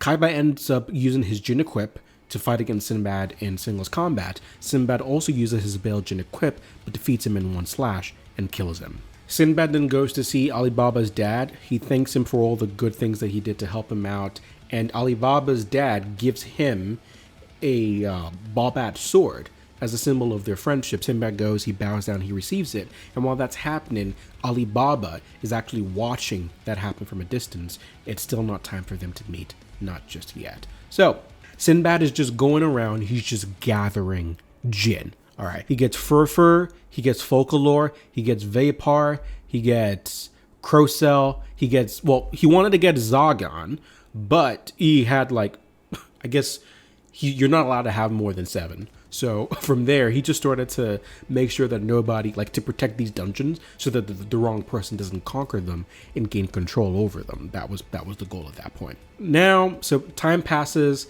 they fix his city. People are now in there. Everyone's happy. And at the final last pages of this manga, it says, and I'm going to read it verbatim because I think it's important. I think it's cool what it is. Long ago, there was a country called the Kingdom of Sindria. It was once destroyed, but a certain man brought that country back to life. He went beyond the 7 seas and became a legendary adventurer. That man who was born as a nameless boy born in a poor fishing village is the High King of the 7 seas, Sinbad. One day, Sinbad is sleeping and he can hear someone calling his name. And he says, "Who's there?" He says, "I am you, Sinbad, the only singularity who can see the great flow of destiny. You and I are, so to speak, an identical existence that has been isolated from the world. You are my only supporter.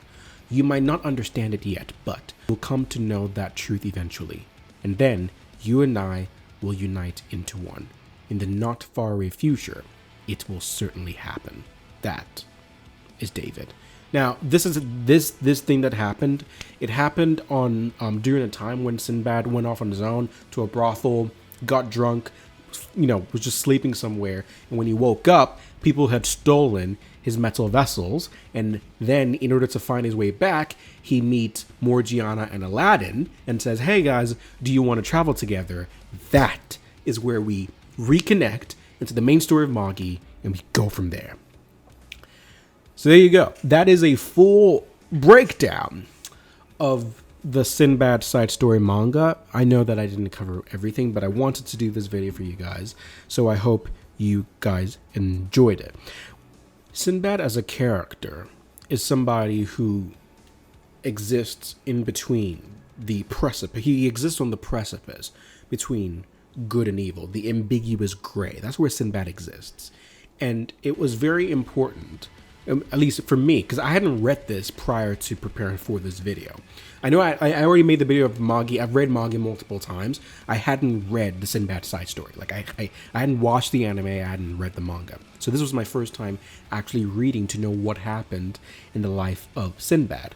And I'm one of those Magi fans who I think that Magi went to a completely new level once the Almatoran stuff gets into play. I find the Almatoran stuff so fascinating. Solomon, David, Aladdin, Alibaba, Sinbad. To me, that group of characters are some of the most intriguing group of characters in a manga that I've read. So impactful in so many ways. And Sinbad is one of those important characters as well. His connection with Aladdin, his connection with Alibaba, and his connection with David are so important. Overall, I think the entire manga does a lot to give you the why of why Sinbad is the way that he is. It's difficult being burdened with the responsibility of changing the world. And not a lot of people like to talk about that, but it is true.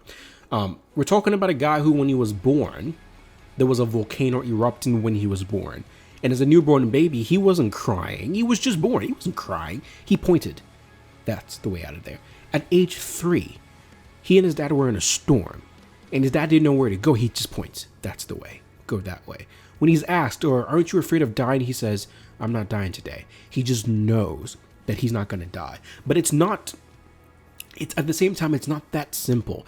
It's not as simple as, "I'm just not going to die. Everything works in my favor." No. Everything, in fact, does not work to his favor. Because he walked into the Maader Arc over there, took her challenge on, and got beat by Musur and became a slave. And then was mentally, psychologically broken as a result of it. It's not all just like, I'm a singularity, everything's cool. Everything's, in fact, not cool. You actually have to work to get where you're going. And I find that very, very, very fascinating. I will say, though, I did find myself wishing I had more of the, and I don't mean to piss any Sinbad side story manga fans off. It's just, I'm very biased for Almatoran stuff. I'm just very biased for that stuff, which I know that's a little bit controversial because a lot of the people who were fans of Magi actually didn't like the Almatoran arc that much. I loved it. That is my jam. The Almatoran flashback arc is one of the best flashback arcs I have ever read in manga. Yes, it's that good, and its impacts on the story, absolutely stupendous. And this story, what they were doing in the side story, it's not really concerned about anything in the grander scheme of things, which makes sense because that's for the main manga to do. This is a side story manga about Sinbad himself. So I fully understand that. I do. I do think that a lot of Sinbad's characterization, the characterization that matters, I do think a lot of that happens in the manga, the main manga itself, which makes sense. I think here, I don't know that I learned anything. I mean, I was able to get references for why XYZ happens in reference to Sinbad, but I don't know that there's anything here that's new. Like, if you read the Magi manga itself and then you read this, I don't know that you're going to get anything here that you didn't already know about Sinbad's character. You're getting history that you didn't know. You're getting stories and experiences that you didn't know. But as far as its impact on the character, I don't know that I saw anything new here. It was more of a reinforcement of who he is and the enjoyment of seeing him go through these experiences in real time reading a manga. And I think that's the biggest calling card for this side story, is that if you're a fan of Sinbad and you want to see Sinbad's journey without necessarily learning anything new about Sinbad as a character, because that's tackled in the main manga, you just want to see Sinbad do some cool stuff. You want to see Sinbad have his ups and downs and all he had to do to get to where he is. I think this is perfectly accomplishes that, in my opinion. So anyway, I think I'm going to leave things there for now. I might loop this directly into the Magi video. I'm just trying to give that Magi. I feel really bad about that Magi video, and I'm trying to give the Magi video a chance in whatever way I can. So I might loop this right into the Magi video, and we'll just go from there. But anyway, I'll leave you guys there with that. If you enjoyed the video, please remember to like, comment, and subscribe. And if you want to watch my actual Manga video, I'm just going to link this video into that one. You can go straight into it. And so I'll see you later. Do you remember Magi? Well, I do. And it's one of the greatest pieces of fiction I've ever read. My heart goes out to the Magi fans who never quite got to see the anime completed in its entirety. So today, I'm going to do just that. This is going to be a long video, covering everything that happened in the story after the anime ended, and I do hope you enjoy it. Okay, let's begin by recapping the story so far. This is going to be super streamlined because I'm assuming you've at least seen the anime. Magi, a cool world of magic, and in this world we meet our main character Aladdin, who meets Alibaba, a former prince now working for a wine broker. They become friends and enter a dungeon. Dungeons are these mythical locations that are filled with tons of wealth, and if you complete it, you get a cool elemental based power. They complete the dungeon and Alibaba gets what Magi calls a djinn. They then go on to meet a ton of new people, from Morgiana, who's your really badass but well-mannered ass-kicking heroine, to Hakuryu, a talented young warrior on a path of vengeance. They're thrown into the highly political world of Magi, filled with strong heads of states like Sinbad of the Seven Seas and many more like him. A ton of crazy stuff happens. Aladdin signs up for magic school, Alibaba trains in swordsmanship in the Colosseum, and they work together to fight off this evil mass of energy that threatened life on Earth. Boom. That's where the anime left off. So let's pick things up from there with the Maader Arc. In the aftermath of all the Jinn users of the world working together to push back the medium, Aladdin felt that it would be right for the kings of the world to know the truth that he had found out via access to Solomon's wisdom. So, they held a first time in history world summit, a place where all the warring kings and princes would peacefully come to hear what the Magi had to say. So they all show up, and obviously because their metal vessels were taken away, the kings in question made sure to have backup plans. Sinbad had commissioned the Yambala gladiators to defend him, and in anticipation of this, Cohen had commissioned the Thonales Corps. Neither of those two factions use metal vessels, and they're both incredible fighting forces. Aladdin then shows up and says that he wants to tell the story of Maader. Maader is a world that exists much like this one, only that it exists in a different dimension. In this world of Maader, there were numerous other intelligent beings, and sitting at the very bottom of this food chain were the humans. They were hunted by the stronger species and fiercely eaten. In their horror, they pray to a would-be god that if he did exist, he should save them. One day, a white light descended, something that was called Ela, the creator. According to Ela's will, only one species should possess enough power to dominate the others, and Ela chose the weakest of all the races as the ones to bestow this new power called magic. Thus, the first magicians were born. They had a noble goal of creating a utopia in this wretched world of Maader, but it proved to be a difficult endeavor. 800 years after Ela's first descent, one man appeared who finally realized this dream. His name was Solomon. Solomon was a highly charismatic figure with immense power by way of what he calls his divine staff. He and his crew would go around Amatoran liberating humans who were being used for their magical abilities. This is where he meets a young girl named Sheba. Sinbad breaks through her barrier and frees her from her bondage. Sheba becomes a very important character for this arc, so don't forget about her. In any case, Sheba joins Solomon's crew, but it takes her a while to warm up to the others. She was in bondage all her life and has a very limited view of the world. The more time she spends with Solomon and his friends, the more she becomes aware of the world she never knew. She begins to change from being a brainwashed captive to a very vibrant, nice young woman. Within this world, there were coalitions that did not share the same perspectives as Solomon and his friends, those who would rather use magic to control the other species. One of these such cases resulted in a battle, and we're able to see Solomon's power. He uses gravity magic. He's able to bend the laws of physics by controlling the vectors that exist in the world. With just a point of his finger, he can render almost any power mute. Truly amazing. Witnessing how great of a man he is, Sheba is drawn to Solomon, inspired, and wishes to be like him someday. Years pass, and Sheba herself finds that she's a very skilled magician, able to create very powerful barriers. One day, she watches as Solomon spars with one of his friends called Arba. Arba is the master swordswoman of the crew. Solomon wins the exchange, but he knows that Arba is not being serious. After their training session, Solomon tells them that he wants to go visit his old teacher, a being called the Primeval Dragon. It's an 8,000-year-old dragon that has basically seen everything you could imagine. The dragon lives at the bottom of the Continental Chasm, or Continental Rift, which is effectively the edge of the earth in Magi terms, a pitch-black pit of nothingness. Solomon's power allows him to venture into this dangerous place without dying, and at the moment, there are only two species who can survive living in the Continental Chasm, the Red Lions of the Dark Continent and the Primeval Dragons. This dragon is the one who taught Solomon how to use his magic, but in any case, Solomon comes to speak to the dragon, and the dragon speaks about how brief human lives are, but to her, even God is a slight and transitory effect to reach yet another higher being. The world has a lifespan, and God's Magi weakens as time goes on. 800 years ago, Ela showed up and was full of power, but humans have gradually drained that power and will continue to do so until God becomes an empty shell. The world is slowly dying. They're not sure as to why a God-given power would run out, but Solomon reveals that he actually doesn't fully believe that story. He believes that the God they refer to is nothing but a massive source of power, but this still leaves the problem. There's no way humans can use up all of God's power in 800 years. The Primeval Dragon agrees with this.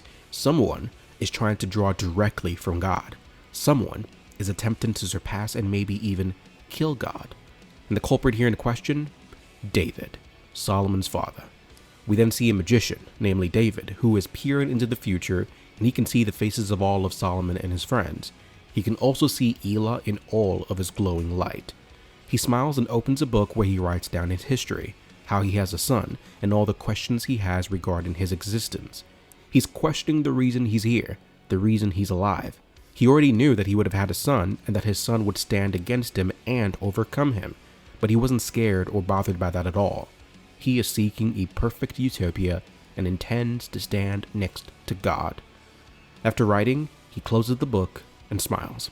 Later on, Arba is speaking to Sheba and tells her to marry Solomon. She advises that Solomon needs someone who can stand beside him and keep him comforted and focused on his mission. Arba and the others have the responsibility of questioning him, but she wants Sheba to be tasked with picking him up where he need be. The two of them together will be the light and dark that help Solomon. Sheba does try to ask Solomon out, but he rejects her to her face. Some time then passes, and false rumors are circulated about Solomon being an evil man, and this causes a fierce dispute between other magicians and the rest of the species. Sheba is angered by this and defends Solomon in front of the entire onlookers.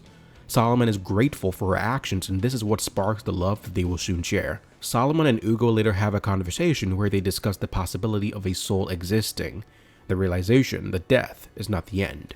The soul itself is invisible, but magic can depict its smallest component.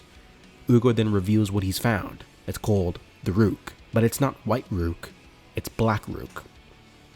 3 months later, Sheba and Solomon announce that they're pregnant. Everyone is happy and wants to see the kid, but Sheba tells them that she's placed a spell on a pregnancy to extend the birth until Solomon finishes the creation of his new world. There's another time skip, and this time, humankind comes to Solomon with a proposition. They want to elect him as king. Solomon obviously refuses, but the humans insist. They believe that one king is necessary to bring the peace. Solomon doesn't want to, but he's eventually convinced and he's crowned king. After he's crowned king, Ugo comes to him with a new finding. Ugo had found that even though we're all different species, the medium between us is the same. It's called Rook. Solomon asks Ugo to continue his research because they've stumbled into something truly remarkable. Time pushes forward and we head towards the climactic battle. Solomon wants to wage war on the enemy magician's entire headquarters, led by David, and his plan is to trap the entire thing in an isolation barrier. An isolation barrier negates all magical abilities. All of Solomon's forces attack, but David, who seems to have the power of foresight, saw this plan coming a mile away.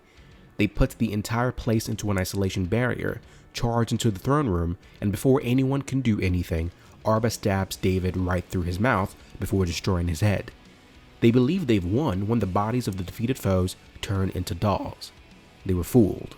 They were then forcefully trapped in an isolation barrier set by David, and David instead mobilized his true forces to attack the rear base of Solomon. Their rear base had no fighters and instead housed all the civilians and family members. Some of Solomon's team starts to panic as they fear for their families' lives. Solomon promises that he will save their families and asks for Ugo to break the isolation barrier. This proves to be incredibly difficult, but Ugo and Solomon work together to perform the complicated calculations that would get them their freedom. While Ugo works, Sinbad dubs him the world's greatest magician. They complete their escape, and Solomon immediately flies towards his home base.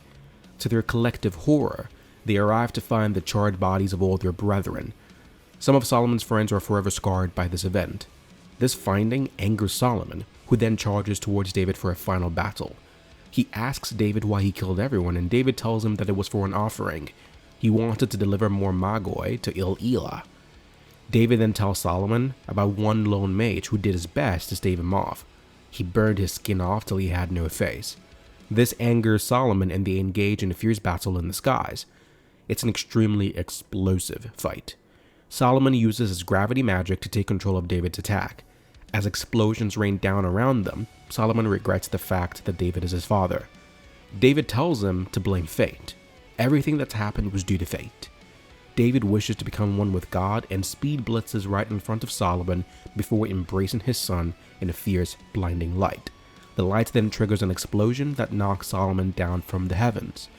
David seemingly blew himself up, and as his body decayed, he told Solomon that once other magicians learn of fate, they will despair just like he did. He wants to see what Solomon will do when that happens, so he gives Solomon his staff. 2 days later, Solomon wakes up and learns that David had died.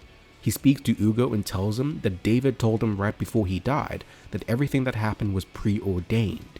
Solomon wants to find all the Magoi that David had hoarded. It won't bring back their fallen comrades, but it might stave off planetary destruction. They go to David's cathedral, and Solomon tells the others that the staff has revealed a dimensional warp to him. Only the bearer of the staff can sense it. Solomon triggers it and they're flung through what looks like space. While there, they see David's power source. He opened a hole to draw Magoi from the body of God. Ugo explains that they now have crossed dimensions, and the black specks of this maelstrom are Rook. Solomon doesn't understand why David led him there. Suddenly, one of Elah's tentacles reach out and touch each and every one of them, and in that moment, they understood everything about God's agenda, about fate. They learned that the world had a flow. Everything moved towards one conclusion. God simply pushed the events towards that end.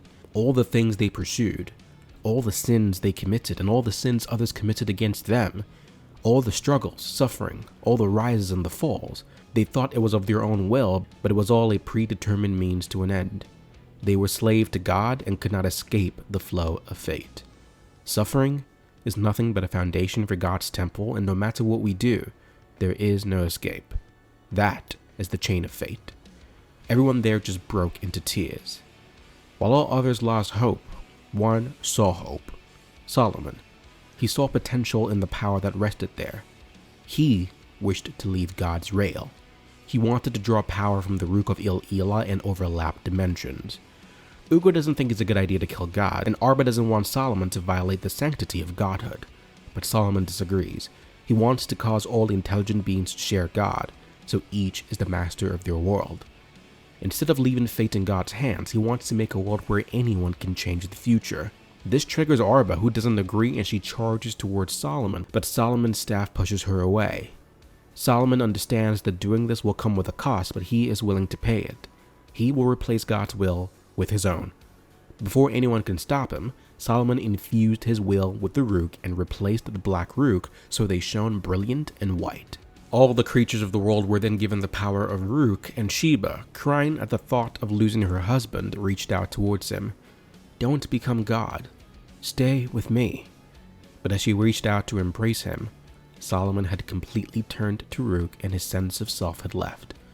All that remained was a husk of his former self. But out there in the great wide flow, Solomon sat, staring at a beautiful orb of white Rook, the hope of the world of Amaltoron. In the aftermath, there is still disagreement. Fate was not destroyed, its leader was just changed. The will of Il-Ila was replaced with the will of Solomon. A new person merely controls the chains, but humanity is still bound. We're still not equal, we're not the same, and we're still enslaved to fate. This causes dissent within Solomon's rank. A split then forms in Solomon's faction, and Solomon himself could do nothing. What was left of him wasn't him at all. With his kingdom slowly falling apart, Sheba motioned to do her part. She would become his hands and feet and mouth. Members of his own faction had turned against him, and Arba had turned to darkness, communing with Il-Ila. Arba and Sheba were now at odds. Sheba wished to continue Solomon's legacy, and Arba wished to undo it. Sheba would then work tirelessly with Ugo to create magic tools based on the god staves.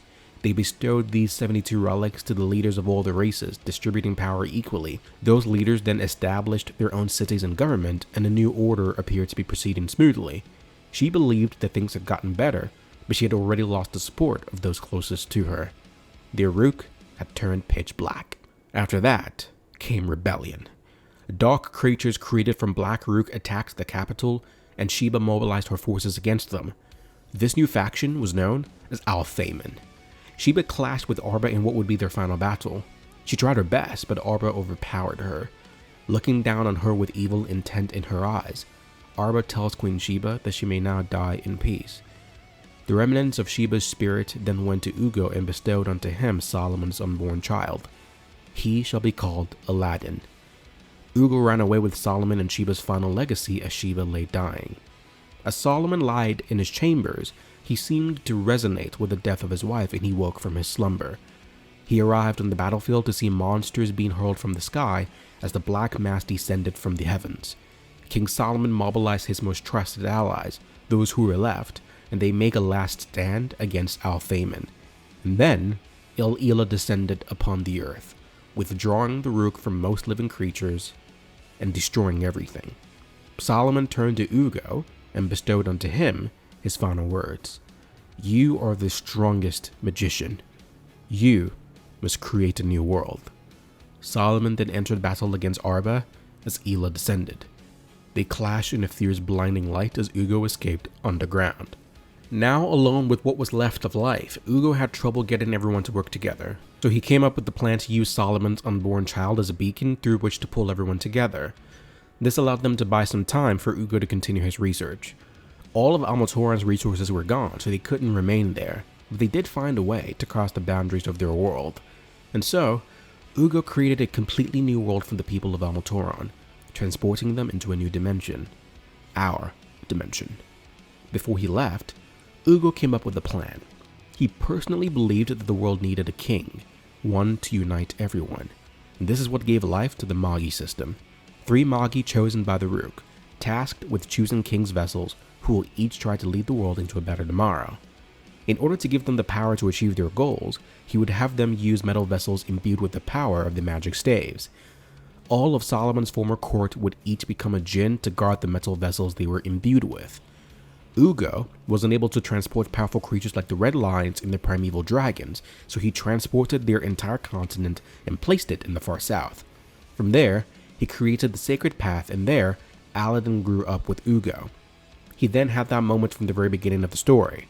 You may wish for anything in the world. What is your wish? And so here stands Aladdin, son of Solomon and Sheba, the bearer of the fate of two worlds. And therein lies the story of Amatauron.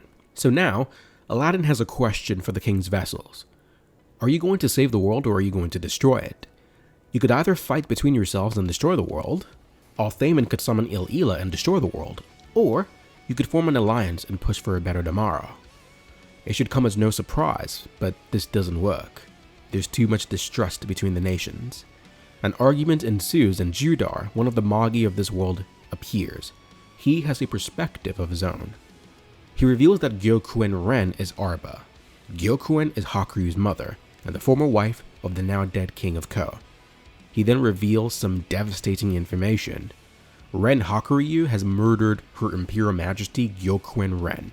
Judar then powers up with his newfound abilities and fires a massive torrent of black lightning towards the summit location. His answer is to forego alliances. Duke it out to win the world. That is the answer of the Dark Magi. Over in the Ko Empire, Hakuryu stands, having defeated and killed his mother. So ends the Amatauron arc.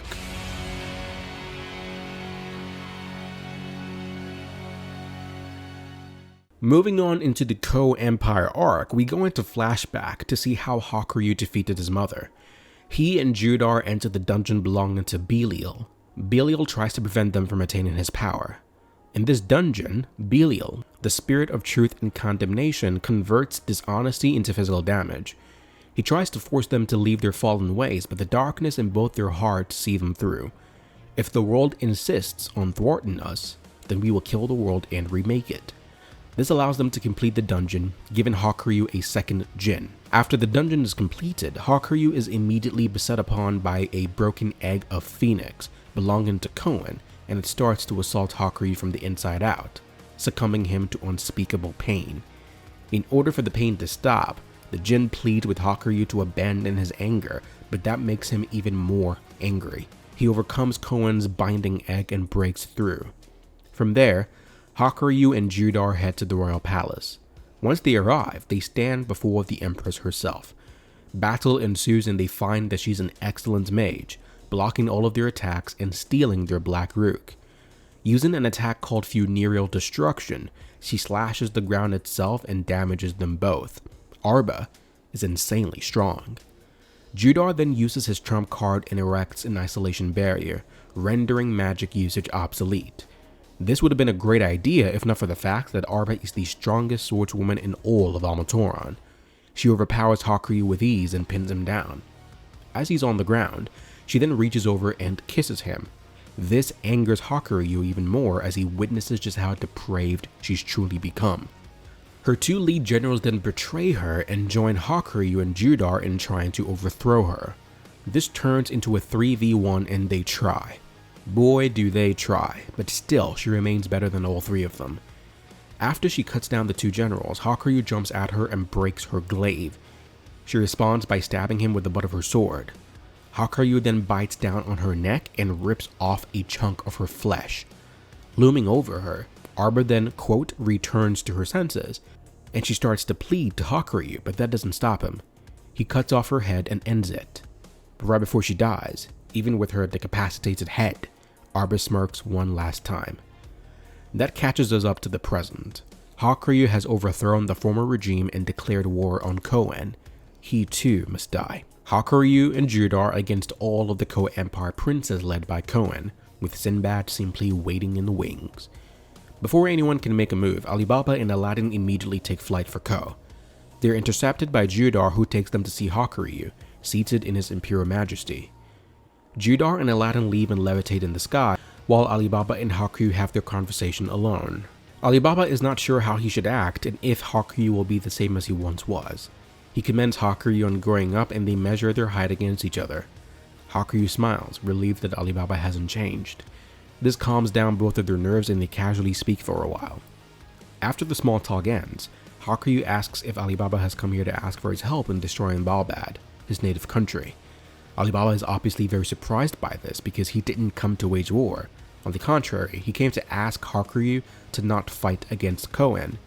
He tries to tell him the story of Almatoran, but Hakuryu had already heard from Judar. He has no interest in trusting Koen. Koen must die. Alibaba then sees the look in his eyes and sees nothing but intense hatred. He asks him to think about his sister, to think about Morgiana, and for a moment, Hakuryu softens up, but he stiffens right back up and accuses Alibaba of using people's weaknesses to try and control them. He then declares that Alibaba too must die. Judar returns to his king's side and they activate memory manipulation, trying to make both of them into their soldiers. This almost works, but Aladdin knocks Alibaba out of the illusion. Judar and Hakuryu both transform, and Aladdin and Alibaba are forced to fight. Alibaba clashes with Hakuryu and he realizes that Hakuryu has become much stronger.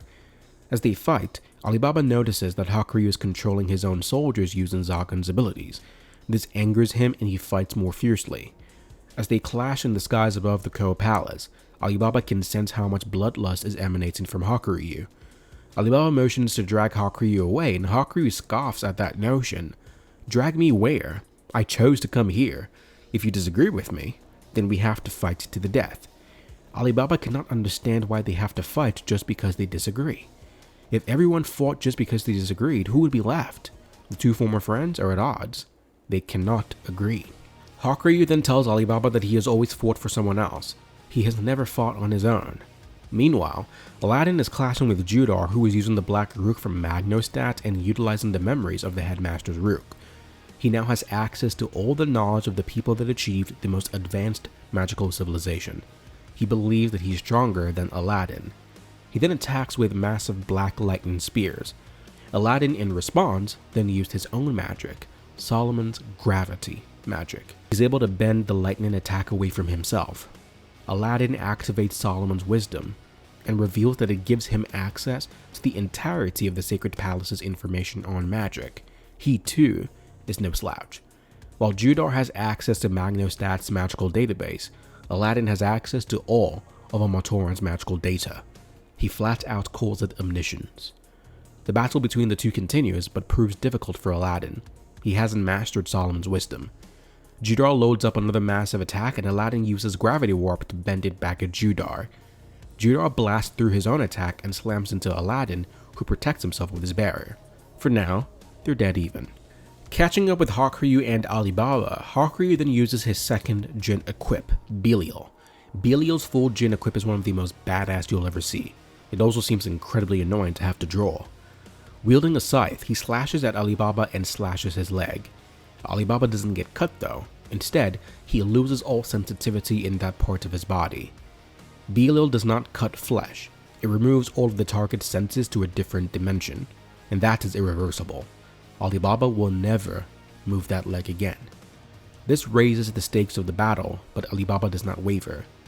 As flashes of their past friendship pierce through their minds, Alibaba activates his extreme magic and Hakuryu in turn does the same. Both full power, both maximum magic. They both charge up in a couple of beautiful double-page spreads from Otaka.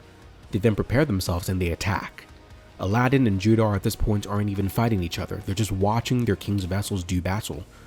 The attacks land and the two dash towards each other for a final strike. There is a massive blinding light and in the aftermath, Hakuryu has lost both his legs, but Alibaba has lost his soul. Hakuryu sacrificed his legs to land a blow on Alibaba's head. All that remains is a husk, a shell. Hakuryu then orders Judar to finish his battle and return to his side. This brings his battle with Aladdin to its climax. Aladdin, in response to this, has had enough. He uses his ultimate attack, called Permanent Thrust. Aladdin lands a punch that Judar blocks with his Borg, but this attack keeps on going, and going, and going. It's a technique that will send Judar flying in one direction constantly, unable to come back, ever. It's a permanent thrust. Judar sails into the sky, farther and farther and farther, and then into space, farther and farther away from Earth, never to be seen again. The battles are now over. Hakuryu defeated Alibaba, and Aladdin defeated Judar. The remaining former friends lick their wounds, and Aladdin asks Hakuryu what the point of all of this was. Hakuryu turns around to blow him off when he looks at Aladdin. You can see it all over his face. He genuinely wants to know. Like he really, really wants to know. What is the point of all of this? Why do we do this? Hakuryu's answer is that it's what he wants to do. As Aladdin takes Alibaba's body away, he asks Hakuryu if his objective is worth being fallen over. And Hakuryu's answer is that maybe the fall isn't so bad. Sure, it's dangerous that Althaman could use me for a dark spot, but assuming that isn't the case, is being fallen really that bad? The path I walk may be unhappy, but I still don't want you to decide how I live. And that is what falling means.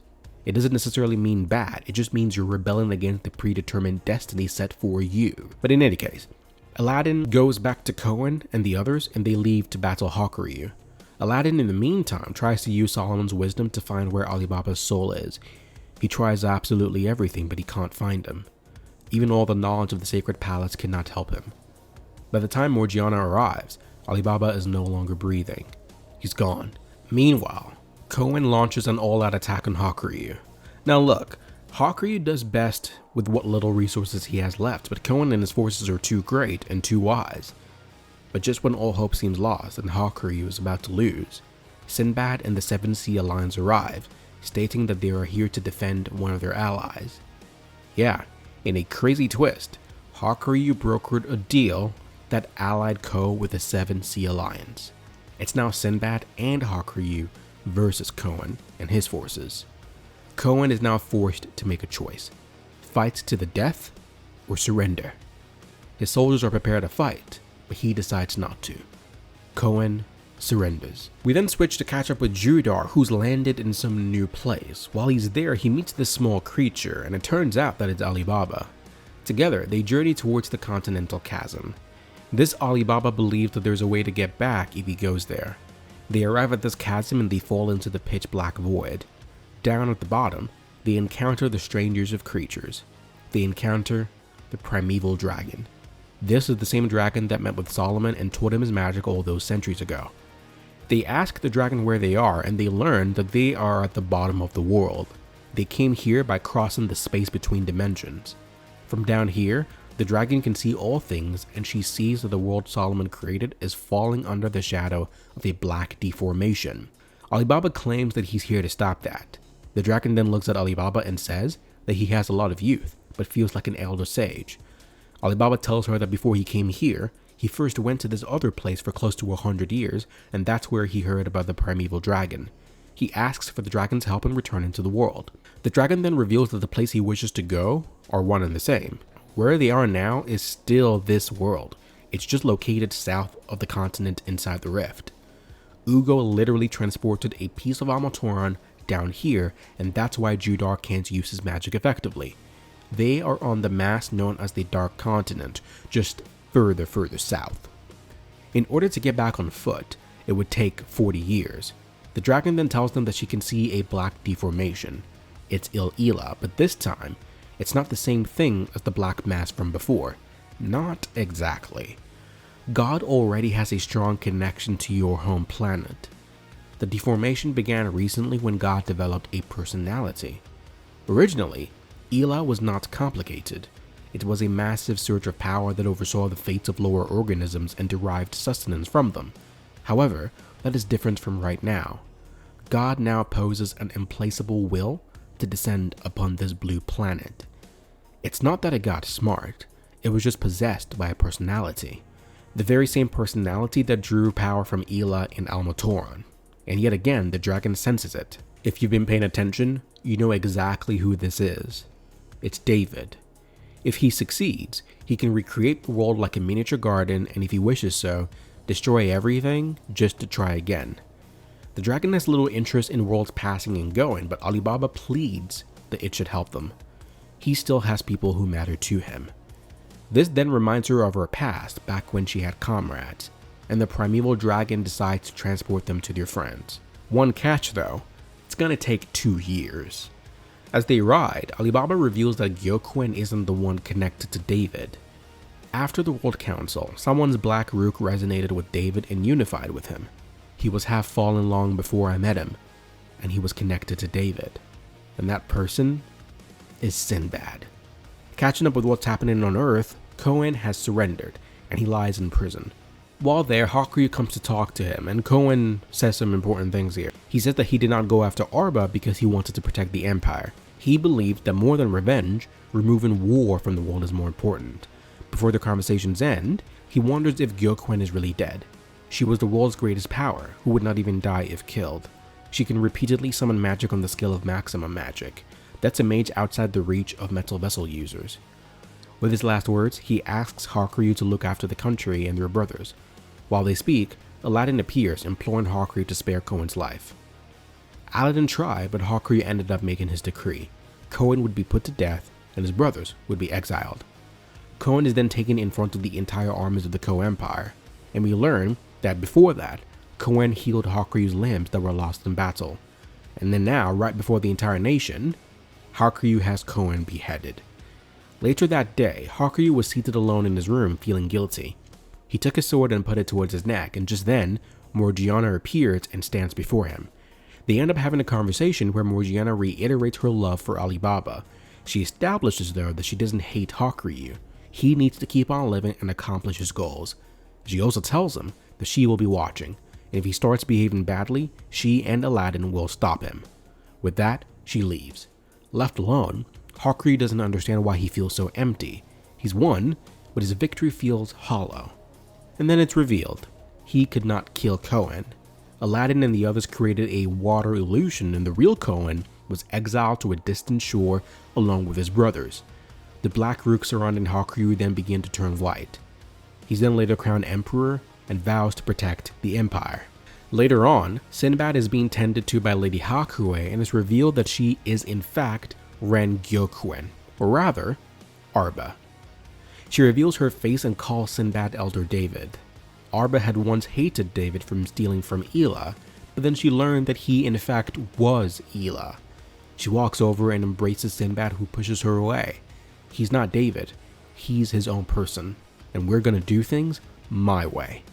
Meanwhile, the primeval dragon flies as the realization sets in. The world will be vastly different when they arrive 2 years later. So ends the Ko Empire arc.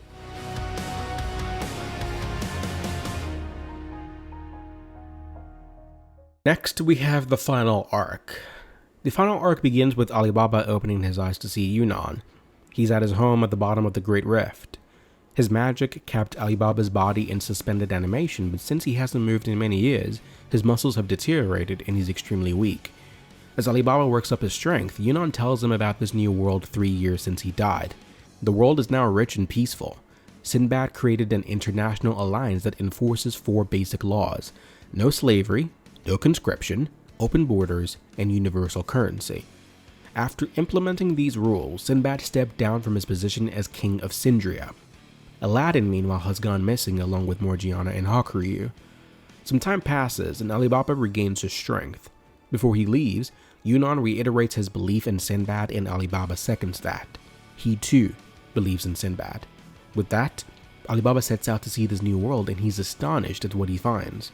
Massive ships, a futuristic cityscape, and everything you could possibly imagine. Sinbad has taken the entire world into the future. He walks into the Sindria Company headquarters and finds his wizard Jafar, who grants him an audience with Sinbad. Sinbad is still looking as badass as ever, but he feels like he always is. The two sit down to converse, and Sinbad asks if Alibaba is shocked at what he sees, and he says, well, yeah, it's crazy. They exchange information on what happened to Alibaba in the meantime, but he wants to ask Sinbad a direct question. Are you still Sinbad? Or are you the magician from Almatoran known as David? Sinbad takes a moment and says, yes, that is true. He tells a story. Before he established Sindria, the Portibian Empire destroyed his home, and he accepted the black rook of his fallen compatriots. When he did that, their rooks mixed. It was then that he began to hear a strange voice, a voice that wasn't his own. He thought it was a hallucination, but after Aladdin's story, he knew that it was in fact David. So if the question is about them being connected, then yes, they are. However, he is not possessed. He wants to defeat Al-Thamin, and he is going to use David to realize his dream. He's gained a lot of enemies since he started his new company and doesn't want to lose Alibaba too. Alibaba then asks some more questions about Aladdin's location, Sacred Palace, and the Sword of Ammon.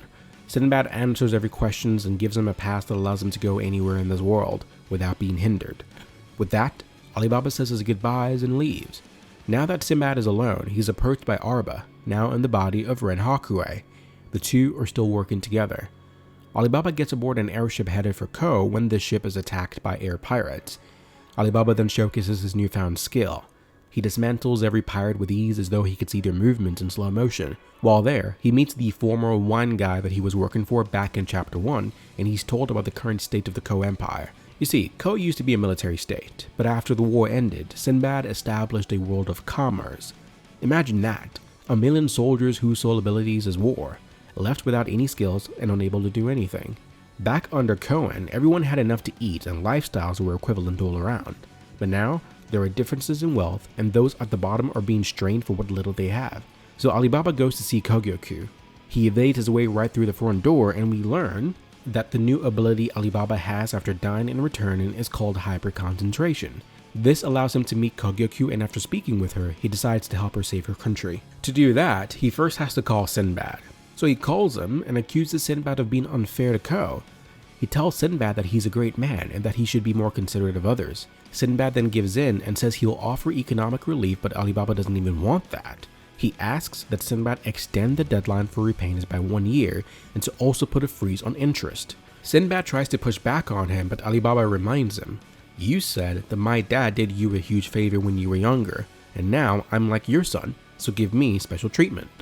Sinbad takes a moment and then gives his approval. Alibaba hangs up the phone and everyone on both ends of that call is in awe.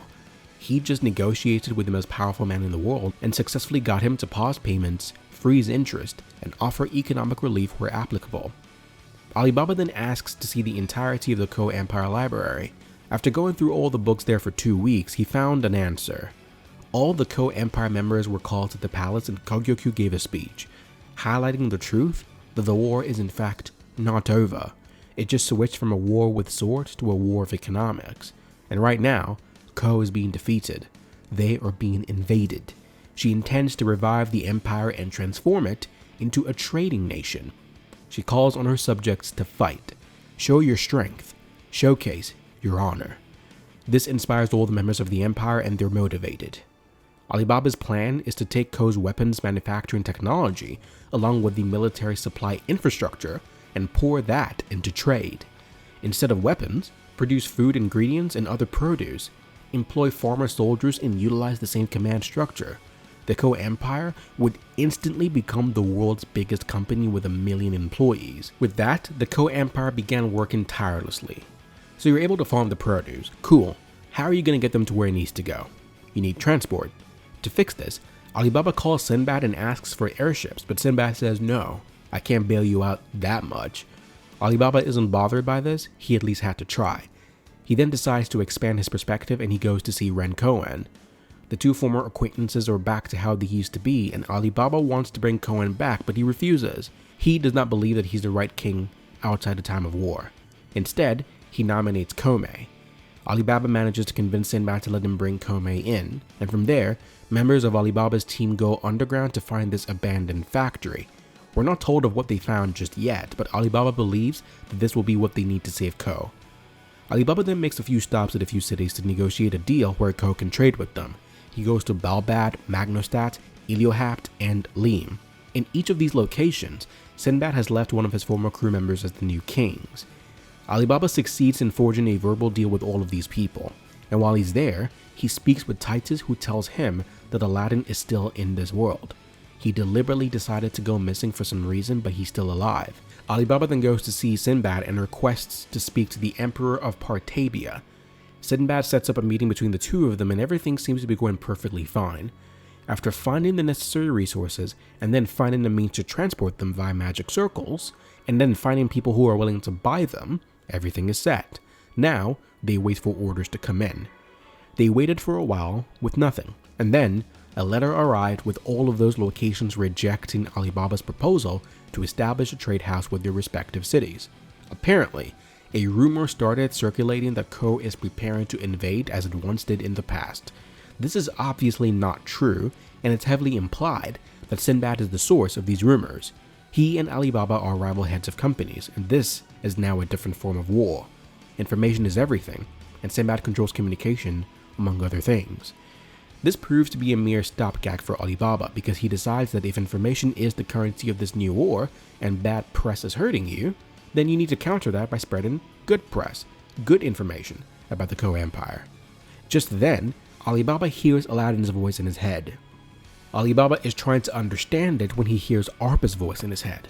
She confirms that she was just able to find Aladdin's location when Aladdin made contact with Alibaba. We then find out where Aladdin has been hiding this entire time. He and the others are on the Dark Continent, a place Arba cannot come to. It's been 3 years and Aladdin had a massive growth spurt. He looks a lot like Solomon now. We then get sent into flashback. 2 years ago, Aladdin was being chased by Arba, who sought to gain control of Solomon's wisdom. Arba had him beat, but Sinbad intervened and asked Aladdin to become his Magi. Aladdin firmly refuses. Sinbad wants to go to the Sacred Palace and rewrite the Rook system, and Aladdin doesn't like this idea. Who is going to decide what everyone else should think? One man will. Sinbad. Sinbad looks perplexed by this point and asks, well, what would be wrong with that? Aladdin doesn't think it's right for one man to control everything, but Sinbad believes that he should. From birth, he's been able to see the flow of fate. Only he has the power, and so it's natural that he should lead. He disagreed with what Solomon did. Solomon did not have the courage to do what needed to be done. The world needs one single leader. Instead, he shared that potential with everyone else and it resulted in mass war. Solomon ran away, but Sinbad refuses to run. Aladdin pleads with Sinbad. You may be the most amazing person on the planet, but you're still just one human. Sinbad doesn't dispute this. He's been a slave and he's worked his way into making the world a better place. But Aladdin reminds him that he has failed, and his failures helped him get to where he is now. But that's not a bad thing. After all, you're only human. You don't have to bear all of this alone. Everyone makes mistakes, and that's okay. Sinbad disagrees, and Aladdin tells him that that is the reason he cannot let him have this power. Sinbad lets Aladdin leave, believing that Aladdin cannot hide from him. He unfortunately did not foresee that Aladdin would go to the Dark Continent, beyond his reach. Arba still tries to kill them, but they manage to get away, just barely. During her clash with Hakuryu, she reveals that the reason she's been able to survive through the ages is because she gives birth to offspring who become the spare bodies she can then transport her spirit into. This is how she's been able to survive all this time. Aladdin, Hakuryu, and Morgiana manage to get away, and that's when we jump back to present time. Now grown up, Aladdin has full belief that he's strong enough to defeat Arba. Aladdin had spent the last few years training with a primeval dragon who carried them across the rift and back to the rest of the world. The dragon asks if Aladdin will kill Sinbad and he says no. He still believes in Uncle Sinbad. The others who were there also ask Aladdin about Alibaba, and Aladdin reiterates that he's not the most powerful man in the world, but he knows how to protect people besides himself. He respects everyone as awesome, and then they feel empowered to take action of their own. Sinbad is a king who is respected by others and pulls them along. Alibaba is a king who respects others and walks along with them. After saying their goodbyes, Aladdin embarks on his trip to return. On the other side, however, a battle is brewing. Arba versus Yunnan. The two power up for a battle between Magi. Yunnan copies Sinbad's magic and uses his lightning sword. It destroys Arba's body, but she has instant regeneration and she tanks the hit. She then grabs hold of Yunnan and bites him before overpowering him. She starts to dye his Rook in black in an attempt to make him fallen. She believes she's won when she sees this bright light of a man who looks like Solomon. The hand reaches out and pushes her away before grabbing Yunnan and throwing him aside. This person is Aladdin, returned from the Great Rift. Morgiana steps to Arba and the two start exchanging close combat blows. She overpowers Morgiana and punches her back when she's caught by Hakuryu. Hakuryu and Morgiana then double team Arba together and they're holding their own. Morgiana gets more serious and she starts to push Arba back. Arba is surprised by this and bothered by the fact that she can't overpower one girl.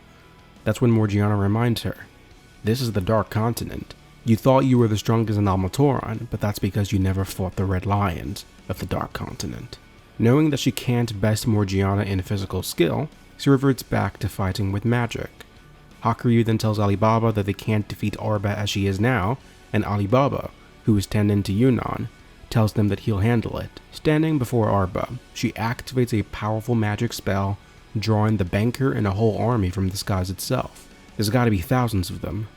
and they all collectively use their maximum magic of Ammon. They then stack that onto wind magic, water magic, and lightning magic.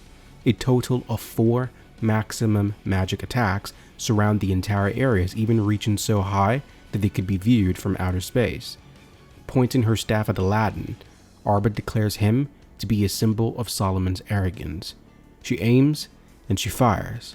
Suddenly, the attack just bends upwards. Aladdin, using full control of his vector magic, or gravity magic, deflected it. The enemies follow up with another torrent of attacks, and Aladdin uses a force field to stop it in mid-air. Arba launches an earth attack at Aladdin, and he simply vector controls the attack over him and right into the ground. He then crushes many pebbles and points his finger up. All the small rocks destroy every one of the armies in the skies. As he looks up, Arba attacks him from his blind spot, but he uses his magic to hold her off, and then he steps closer to her and uses alchemic magic, grabbing hold of her and seemingly reconstructing her body, basically creating a new being and rendering Arba's soul jumping skills mute. She no longer has a body to jump into. Arba jumped into a nearby scorpion and tried to jump into Hakuryu's body. For a second, he pretends like it was working before knocking her out. When he was healed by Kohen, he fused his body partially with him, and that makes him incompatible with Arba as a double. With no other cards to play, Arba's spirit leaves and returns to a doll in the Pertibian Empire. Sometime later, Alibaba was at the same place in Chapter 1 where he met Aladdin. An apple falls down and rolls to the feet of someone who picks it up and reveals himself to be Aladdin. The two friends meet once again, followed closely by Morgiana and Hakuryu. They all bury the hatchet, they forgive each other, and the crew is back together. When he gets the chance, Alibaba asks Morgiana to marry him, and she said yes. They break into a beautiful dance as they celebrate this new marriage. The next move right now is to go see Sinbad. So, waiting in his office, Sinbad is talking with David, who's trying to convince him to enter the sacred palace and rewrite the Rook. Days later, Aladdin meets with Sinbad, and Sinbad gives up. If Arba could not defeat him, he can't hope to win either. Aladdin tells Sinbad that he can see fate, but so can Alibaba, just not in the same way. Fate is the hopes of everyone combined. The collective viewpoint of everyone together pushing towards an end is what Aladdin believes fate is. Aladdin wants Sinbad to share his views with the rest of them. Sinbad says that he will, but he's lying. He does not truly believe that. He then tries to hear David's voice, but can no longer hear it. Time passes, and Sinbad still cannot hear David's voice. He ends up traveling to Sindria, along with his other alliance kings, to mourn the death of those who fell years ago as he was ascending the throne. While there, his comrades reiterate their belief in him, and Sinbad is encouraged by this. After some time, Sinbad attends a meeting to discuss the Lim Empire's entry into the alliance, but during the meeting, Kogyoku announces that the Ko Empire is leaving the International Alliance. She gives an amazing speech that impresses everyone around her, including Sinbad. But this does create a problem though. The Ko Empire came across a really good piece of technology called the mobile magic circles, and the rest of the world wants to have access to it. This causes unrest in other nations who want to continue trading with Ko.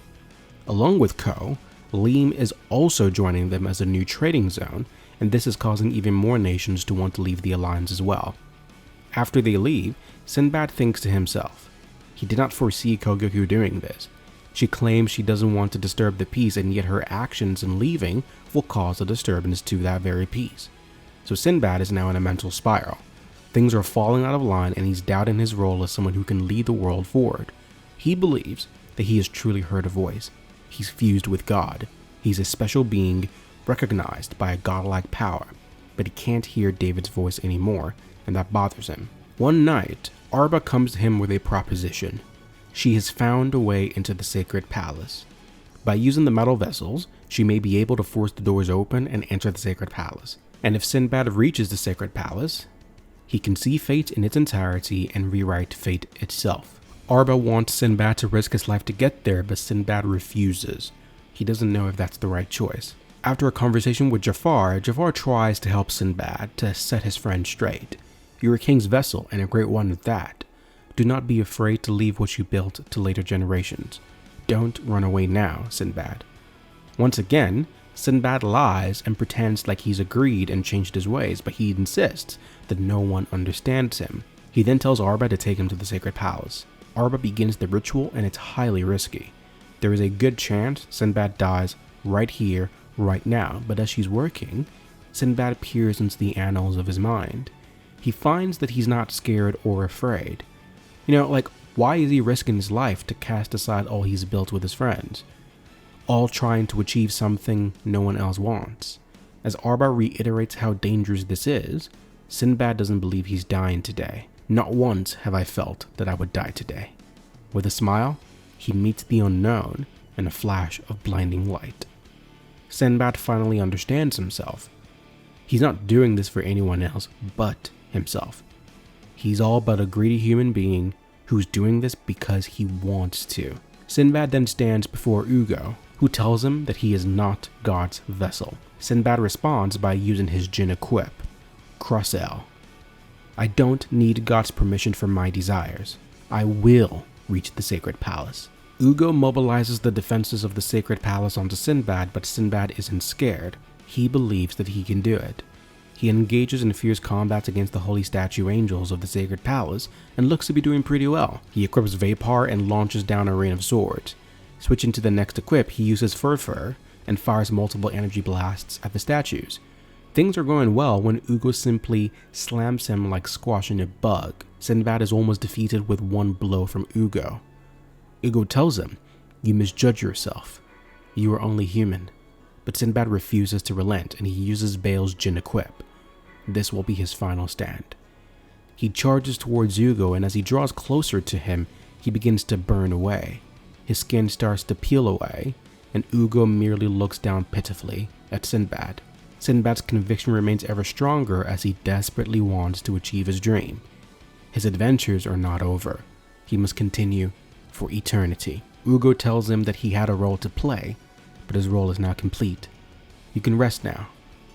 Sinbad is seemingly being convinced when a black mass of energy appears out of nowhere. And you guessed it, it's David. He had planned and waited for this very moment. For Solomon to raise the standard of revolt against him, for him to meet you, for Amaltoran to fall, to create this new world, and so on. He foresaw all of that from the very beginning, and now, with access to the sacred palace, he will take control of everything. He starts to take over Ugo, who screams out in pain, and David believes he's won when an even bigger Ugo appears, holding him in his grip. Ugo is sitting down, and soaring above him are multitudes of galaxies, planets, and universes. Some real head-scratcher stuff here. Ugo is now a god above gods. He foresaw that David would do this, and he reveals that God has multiple layers, and it's possible to change their orders. He revives Arba and shows her that he's keeping David and Elah in this little box he has in the corner. That right there is an entire universe. He can freely create and destroy or do whatever he wants. That's how insignificant an entire universe is to Ugo at this level.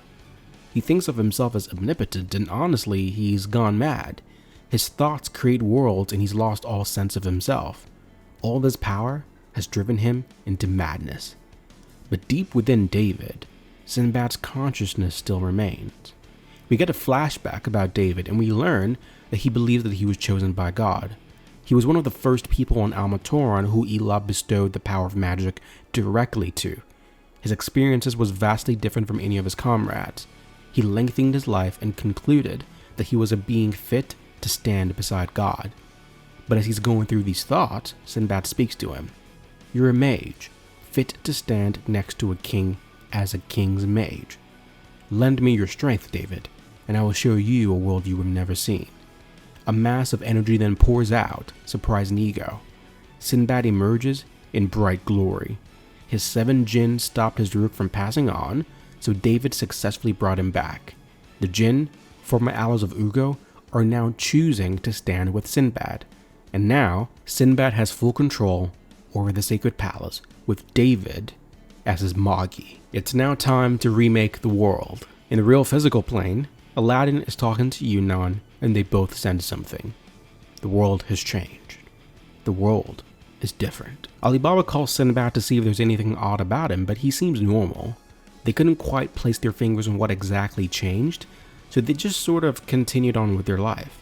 Time passed without any occurrences until one fateful day, Alibaba came to see Aladdin drenched in rain, and he said that Morgiana broke up with him. They had a fight. We go into flashback to see what they were fighting about, and we find out that they were conversing and Alibaba criticized Sinbad's decisions, and Morgiana out of nowhere just got extremely mad, and this spurned into a full-on argument. For clarification though, they didn't actually break up, they just had a fight, and they're not on speaking terms. A few days later, more odd occurrences happened. Kogyo-Q announced that she was not going to leave the alliance. All the countries who were set to leave just out of the blue decided not to, and instead, more empires joined the alliance, trusting in Sinbad. This would be the last straw. Aladdin and Alibaba knew that something must have happened, because something is terribly wrong. They went to go see Sinbad, and he just admitted it out on the spot. Yes, I went to the Sacred Palace and rewrote the Rook. The new rule that he set is to listen to Sinbad. This is obviously not met with agreement by Aladdin and Alibaba, and this spurns into a huge argument. Sinbad believes that Solomon's methods don't work. The world needs one hope to strive towards, and I am worthy of being the one to lead them there. Aladdin believes everyone should be given the choice to make their own decisions. Sinbad accuses Aladdin of being hypocritical, because he has the power to go to the Sacred Palace and rewrite the Rook anyway, and besides, he's from a different world. He shouldn't meddle in the lives of the people of this world. The two then turn to Alibaba and ask for his opinion. Before he answers, Sinbad confirms that due to Alibaba dying and coming back, he is not under Sinbad's control. So, what is Alibaba's answer that would help straighten this out? First of all, he tells Aladdin to stop defying Sinbad. And to Sinbad, he tells him that he enjoyed competing against him in business. And the reason it was so fun was because even though he looked up to him, and he's the greatest man in the world, it was fun because they were two humans competing equally. They clashed, they worried, they celebrated, and that made things fun. It made things exciting. But now, he's a god. That means his plans will always succeed. There's no longer any competition, and it's boring. Alibaba now feels lonely. Sinbad responds by telling them that Ugo went insane. There are countless worlds, each with its own gods, and Ugo acquired the power to rearrange them. He could have changed Ila's place or crushed him. He could have protected the world, but he didn't. Why not? And it's because he wasn't greedy enough. He did not have the conviction necessary to do what had to be done. Sinbad, on the other hand, will surpass him, and God, and the god above him, and above him, until he stands above all. Why? Because he wants to. And his first step will be to reduce the world to a state of raw Rook. This means killing everyone. He does promise to take Alibaba and Aladdin with him though. Aladdin tells him that it's wrong to do this and he gets mad. If there are infinite worlds and gods, then right and wrong don't exist. As he speaks, his body starts breaking apart. He's not used to this new body just yet. Aladdin tells Sinbad that he's not human anymore, but Sinbad says, no, I still am. Greater than any god in any dimension is the king of humankind, and that king is me, Sinbad. Alibaba and Aladdin expect everyone to be against this genocide decision, but Sinbad says no. He's been broadcasting this entire argument around the world, and the entirety of the world wants to return to the Rook. This leaves Alibaba and Aladdin in a predicament, and they don't know what to do. They don't have an answer. So Aladdin asks Alibaba, "You are my king's candidate. I chose you. I want to know what you think." To find an answer, they each go their separate ways to return later, hopefully, with a solution. Alibaba goes home and he and Morgiana talk with each other. Things seem relatively fine, but then she starts talking about how she's ready to return to the Rook in pursuit of some future world where they're happy together, and this gets Alibaba angry. Who cares about some distant joy in some distant future? I want to be happy with you in this life. He finds Aladdin and tells him to stop viewing himself as an outsider. You two are a part of this world, and together we'll enter the Sacred Palace and end this. Luckily for them, they'll have help. Hakuryu and Judar are also exempt from Sinbad's control. They obtain their metal vessels, and Aladdin erects an 8-headed barrier just like his mother. No one will be able to penetrate this barrier.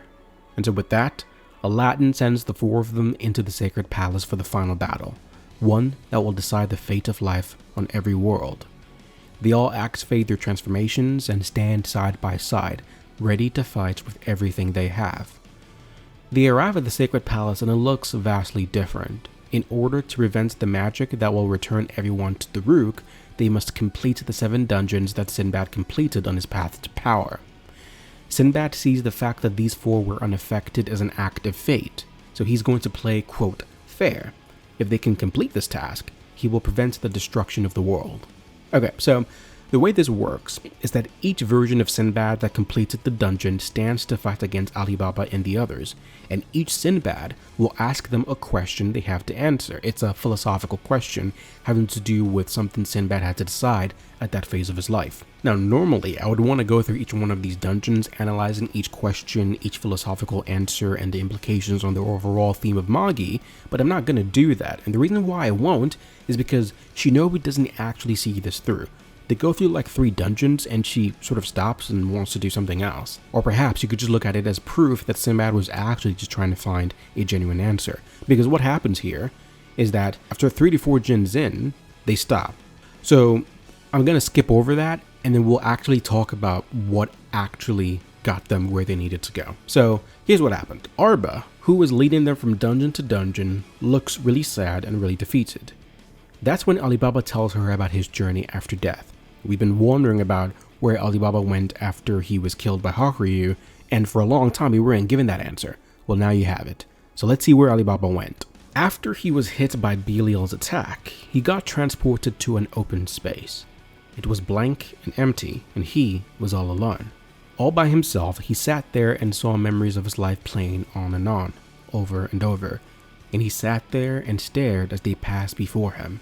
He watched it thousands of times, and realized that he never achieved anything. But after some time, he came to notice other people were sitting around him. He initially thought that they just appeared out of nowhere, but the truth is, they were there the whole time. He just never looked for them. Multitudes of people from all walks of life, different timelines, different time points, all sitting alone in this empty space. He then started to talk to them. He realized that all these people are from Almatoran. They just sit around and stack rocks upon each other aimlessly.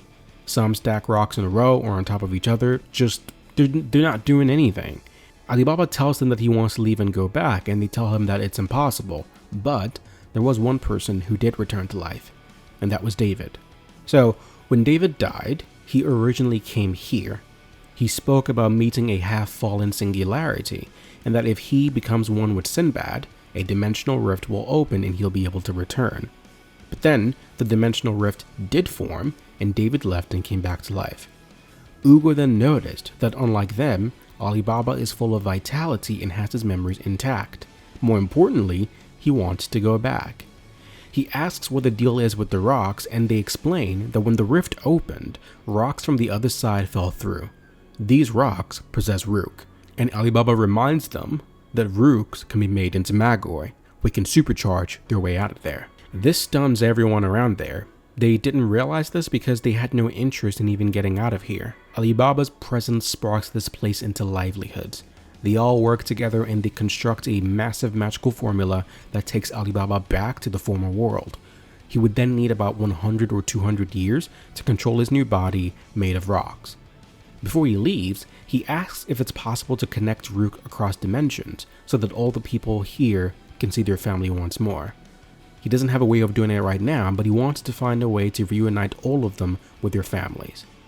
As Arba listens to Ali Baba's story, she realizes how lonely she feels. It's so quiet, and she's all alone. If Sinbad wins, the world returns to Rook, and if Ali Baba wins, Solomon's world continues on forever.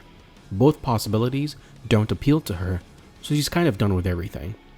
And that's when Ali Baba reveals that the result will be neither. Ali Baba engages in battle against Sinbad, and they duel for the fate of the worlds. As they fight, they keep conversing, trying to understand each other, and Ali Baba gives an answer for what he would have given if he were the old him. If this were the old Ali Baba, he would have said something akin to, living life as fully as I can day to day is more important than the distant future. That would have been his answer back then. But now he's different. He has a better answer. As the only guy in history to have died and come back, he has a unique perspective to give. Sinbad then ends all the other trials and brings Aladdin to where Alibaba is for his final conversation. So here is Alibaba's plan to save the multiverse.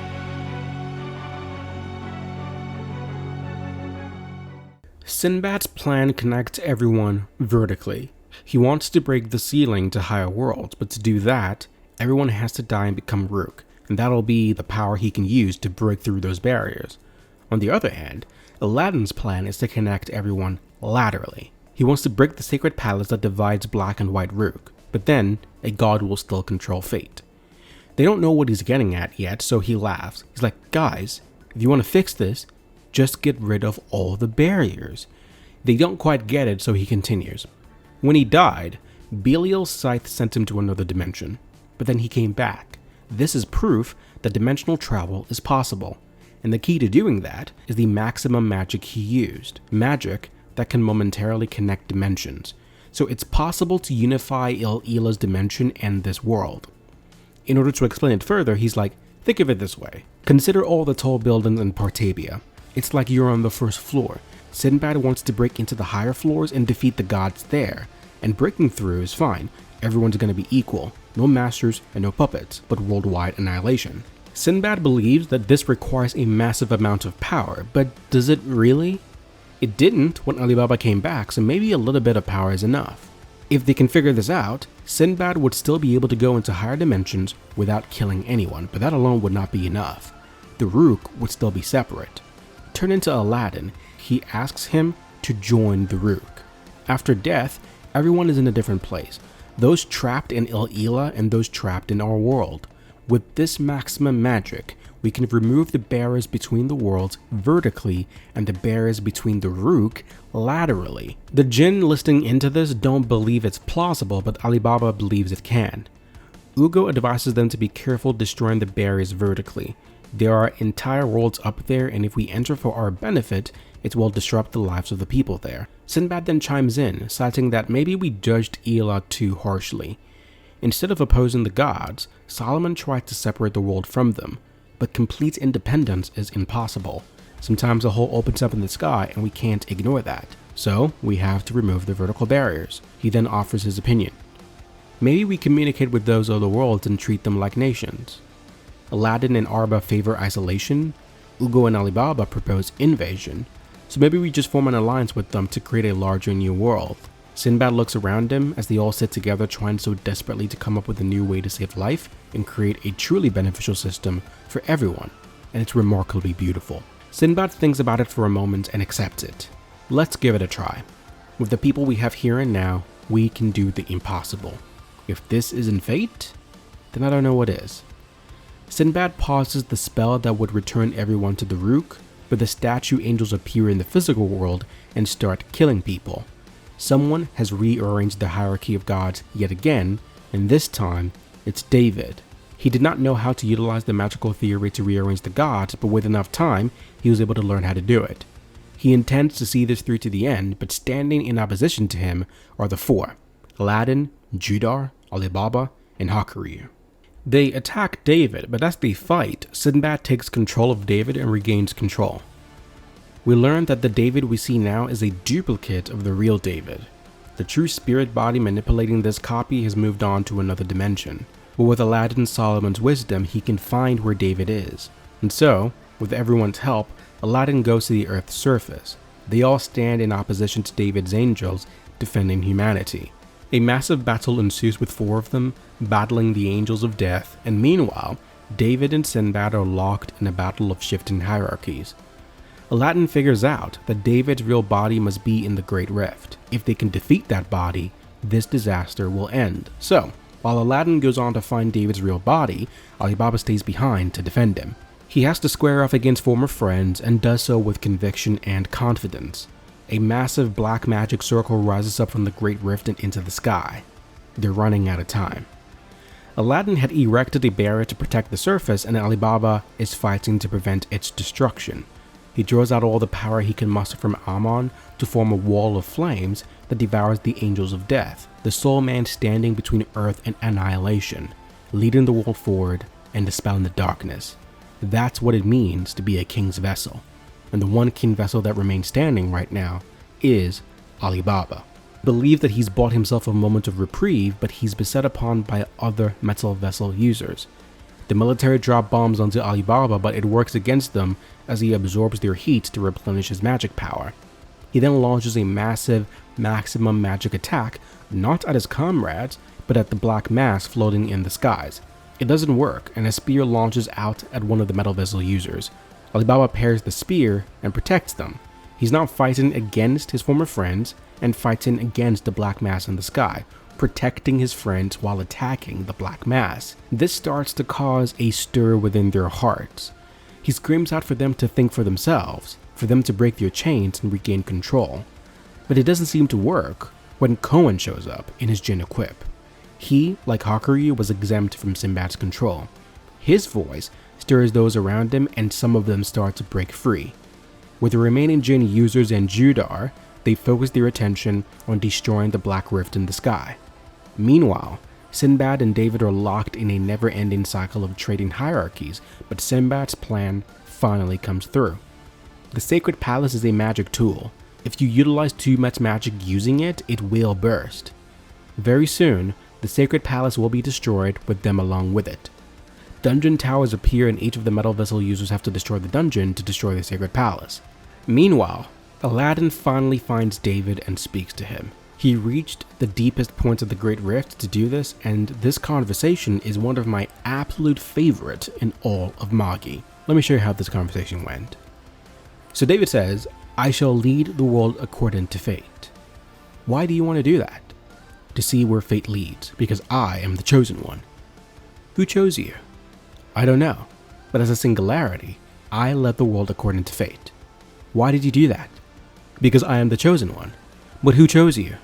I don't know, but as a singularity, I led the world that fate demanded, and he suddenly realizes what just happened. Aladdin calls David a lonely soul. You never developed a sense of self, and without that, you can't think for yourself. What is it you truly want? Deciding that takes courage, but the world's biggest coward relied entirely on fate, and that coward is you, David. Sinbad then appears to Aladdin and asks for his help. He asks that every single metal vessel user sacrifice their life and grants their power to one single metal vessel, leaving only one behind, and the remaining vessel user most fits to lead the world would then be Alibaba. But Alibaba refuses. Sorry, but no. I can't unify the Ko Empire the way Koan can. I can't strategize like Kome or inspire families like Mu. You're all more awesome than me in your own ways. The world may be a mess, but no one knows what comes next. That's why anyone can play an important role. If we do this, if we succeed, no one will be scum anymore. That should be the New World Order. Sinbad seems to have already known what Alibaba's decision would have been, and all the metal vessel users work together to destroy the dungeons, while Aladdin and Sinbad try to defeat David. While he does that, the remaining Magi on the surface hold off the Dark Rook and help him from the other side. Sinbad then prepares to sacrifice himself to destroy David along with himself. He says his goodbyes, but he's met with smiles all around. They believe that he'll return. A topsy-turvy world is what an adventurer craves. Sinbad looks back at them and smiles. You can count on it. After all, I am Sinbad, conqueror of the seven seas. Everyone pulls their energy together, and I mean everyone. Ugo's spirit joins Aladdin, as does Sheba, his mother, and Solomon, his father. Together, they destroy David, vanishing in a flash of blinding light. Time passes, Alibaba goes to Qasim's grave, and when he returns, he sees Morgiana dressed for their wedding, looking as beautiful as ever. We get a flashback to when Aladdin destroyed David. Ugo told him to go, but to come by and visit. You can make your wishes come true by your own efforts.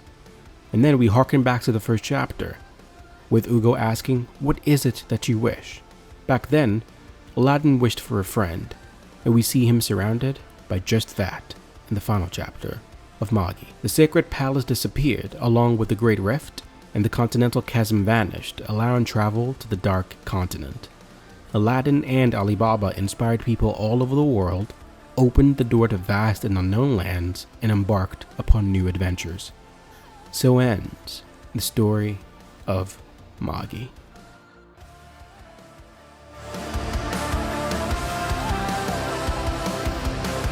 Wow, that was so long. Are you still here? If you made it here, please put number 72 in the comments so I know that you made it this far. But before I go, being that this is probably going to be my one and only Magi video, I just want to speak on how important Magi is to me and why I wanted so desperately to make this video. Magi as a story is something that's deeply special and personal to me because of the phase in the life that I picked up the manga to read it, the phase in my life where I was watching the anime. So it holds a very, very important place in my heart, and it's also a massively underrated series. It's really, really good if you actually give it a try. And so I just want to go through some of the things about Magi that really, really appeal to me. So first, I want to start with Aladdin. Aladdin as a main character is a breath of fresh air. He's such a thrilling personality to observe. You know, when he was younger, he was a little bit naive, but he was smart. He genuinely has interest in other people, and he's a good person at heart. And once you enter the Maader Arc and see the weight and the burden that's on his shoulders, the hope of an entire world that was lost, it makes me appreciate his character all the more. The very concept in Magi about the Magi, with these magicians blessed by the Rook, tasked with selecting king's candidates who would then lead the world forward. It's such a thrilling concept. And Aladdin choosing Alibaba, the two of them, their relationship, it lies at the foundation of this story. If you don't buy their relationship, if you don't buy their friendship, Magi as a show kind of falls flat on his face. I want to talk about Alibaba.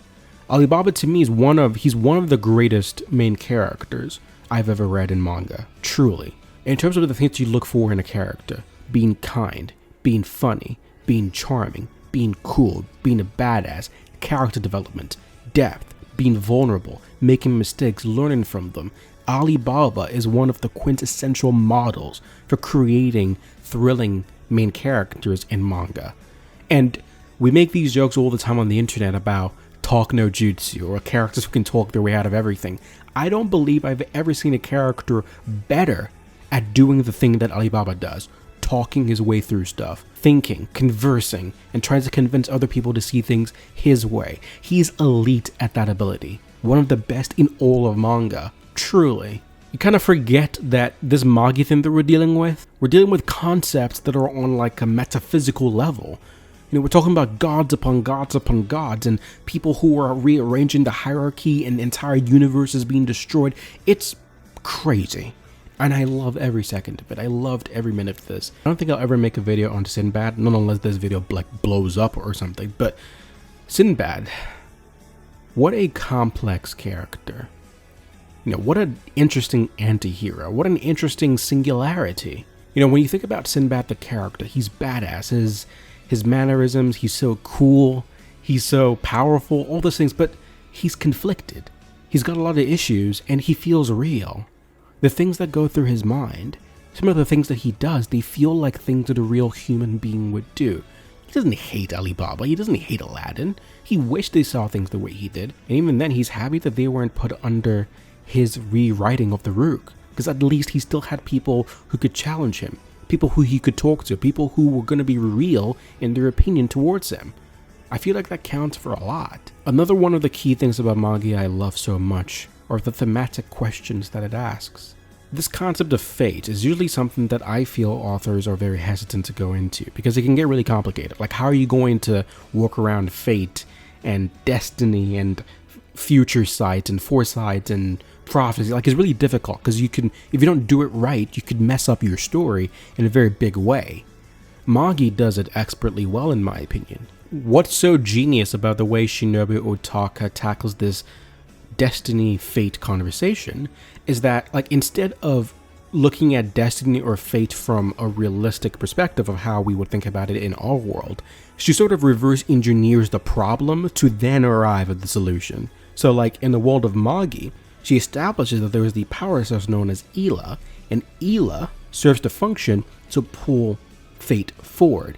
in that life appears, you guys go ahead to do all it is that you do, but there's an inevitable end where Ela descends from the skies, returns the rook to himself, and we start over. And so she brings on that question of almost like nihilism, in that, why are we here? Why does anything matter if when we show up to the day we die, it's all meaningless, because Ela will inevitably descend and return all of us to the rook, destroying the world, and then some other world will start over. What is the point of all the struggles, of all the pain, of all the suffering, of all the joy? What is the point of any of it if it inevitably ends at the same point, with Ela returning us to the rook and then starting over again somewhere else? But then from there, Magi then brings in Solomon. And what Solomon does here is, Solomon assimilates with the rook and rewrites the system. And then all of a sudden we go from black rook to having a white rook. Now there's like a choice. Now there's, quote, right and wrong. There is the good way and there's the bad way. But even the good and the bad were determined by one man, Solomon. So what all of us for the entirety of the Magi series saw as heaven, or eternal paradise versus non-eternal paradise, it's all just the will of Solomon. But Solomon was just a dude. He was a very powerful dude, but he was just a dude. He was just another guy. And so if you can follow the train of thought that I'm going through here, at first, in the world of Almatoran, the setting was, life is meaningless, there's no point, because with Ela's presence, you will inevitably end up at the same place. And so, why does anybody care about doing anything when we inevitably arrive at the same point? Death, nothingness, who cares, alright?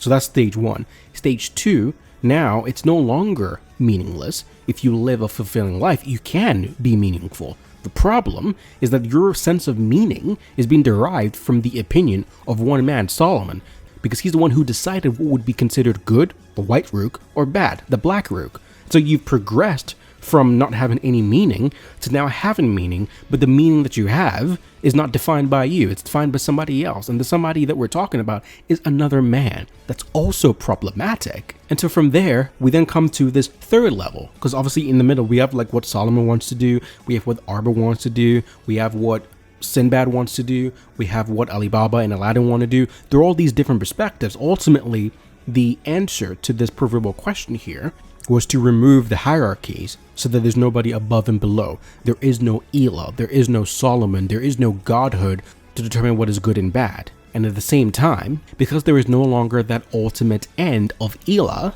you've now thwarted the threat of everything always ending at the same point where Ela descends and dies. They successfully arrived at what most would consider what would be real life. She just worked at it backwards. She created like a bad version and went through about 2 to 3 stages to inevitably get to what most people would consider fate, in that you have your decisions. You can either make your life worth living or you can make your life not worth living, but it's up to you. We're not going to subject you to any greater power above or below. We're just going to say you can make the most of what you want to make with your life, and the meaning that you place on the things that you do and the relationship that you have is what you get. It's a very genius way of going about this entire process, and it's very unique. I have not read another manga that did it this way. So ultimately, I thank you guys so much for watching this. If you made it this far, man, like, I'm so grateful. Thank you for making it this far. I'll have to sign off for now though. So if you enjoy this content, please like, comment, and subscribe. I will see you in the next Rebirth video. This is your boy, signing out. Peace.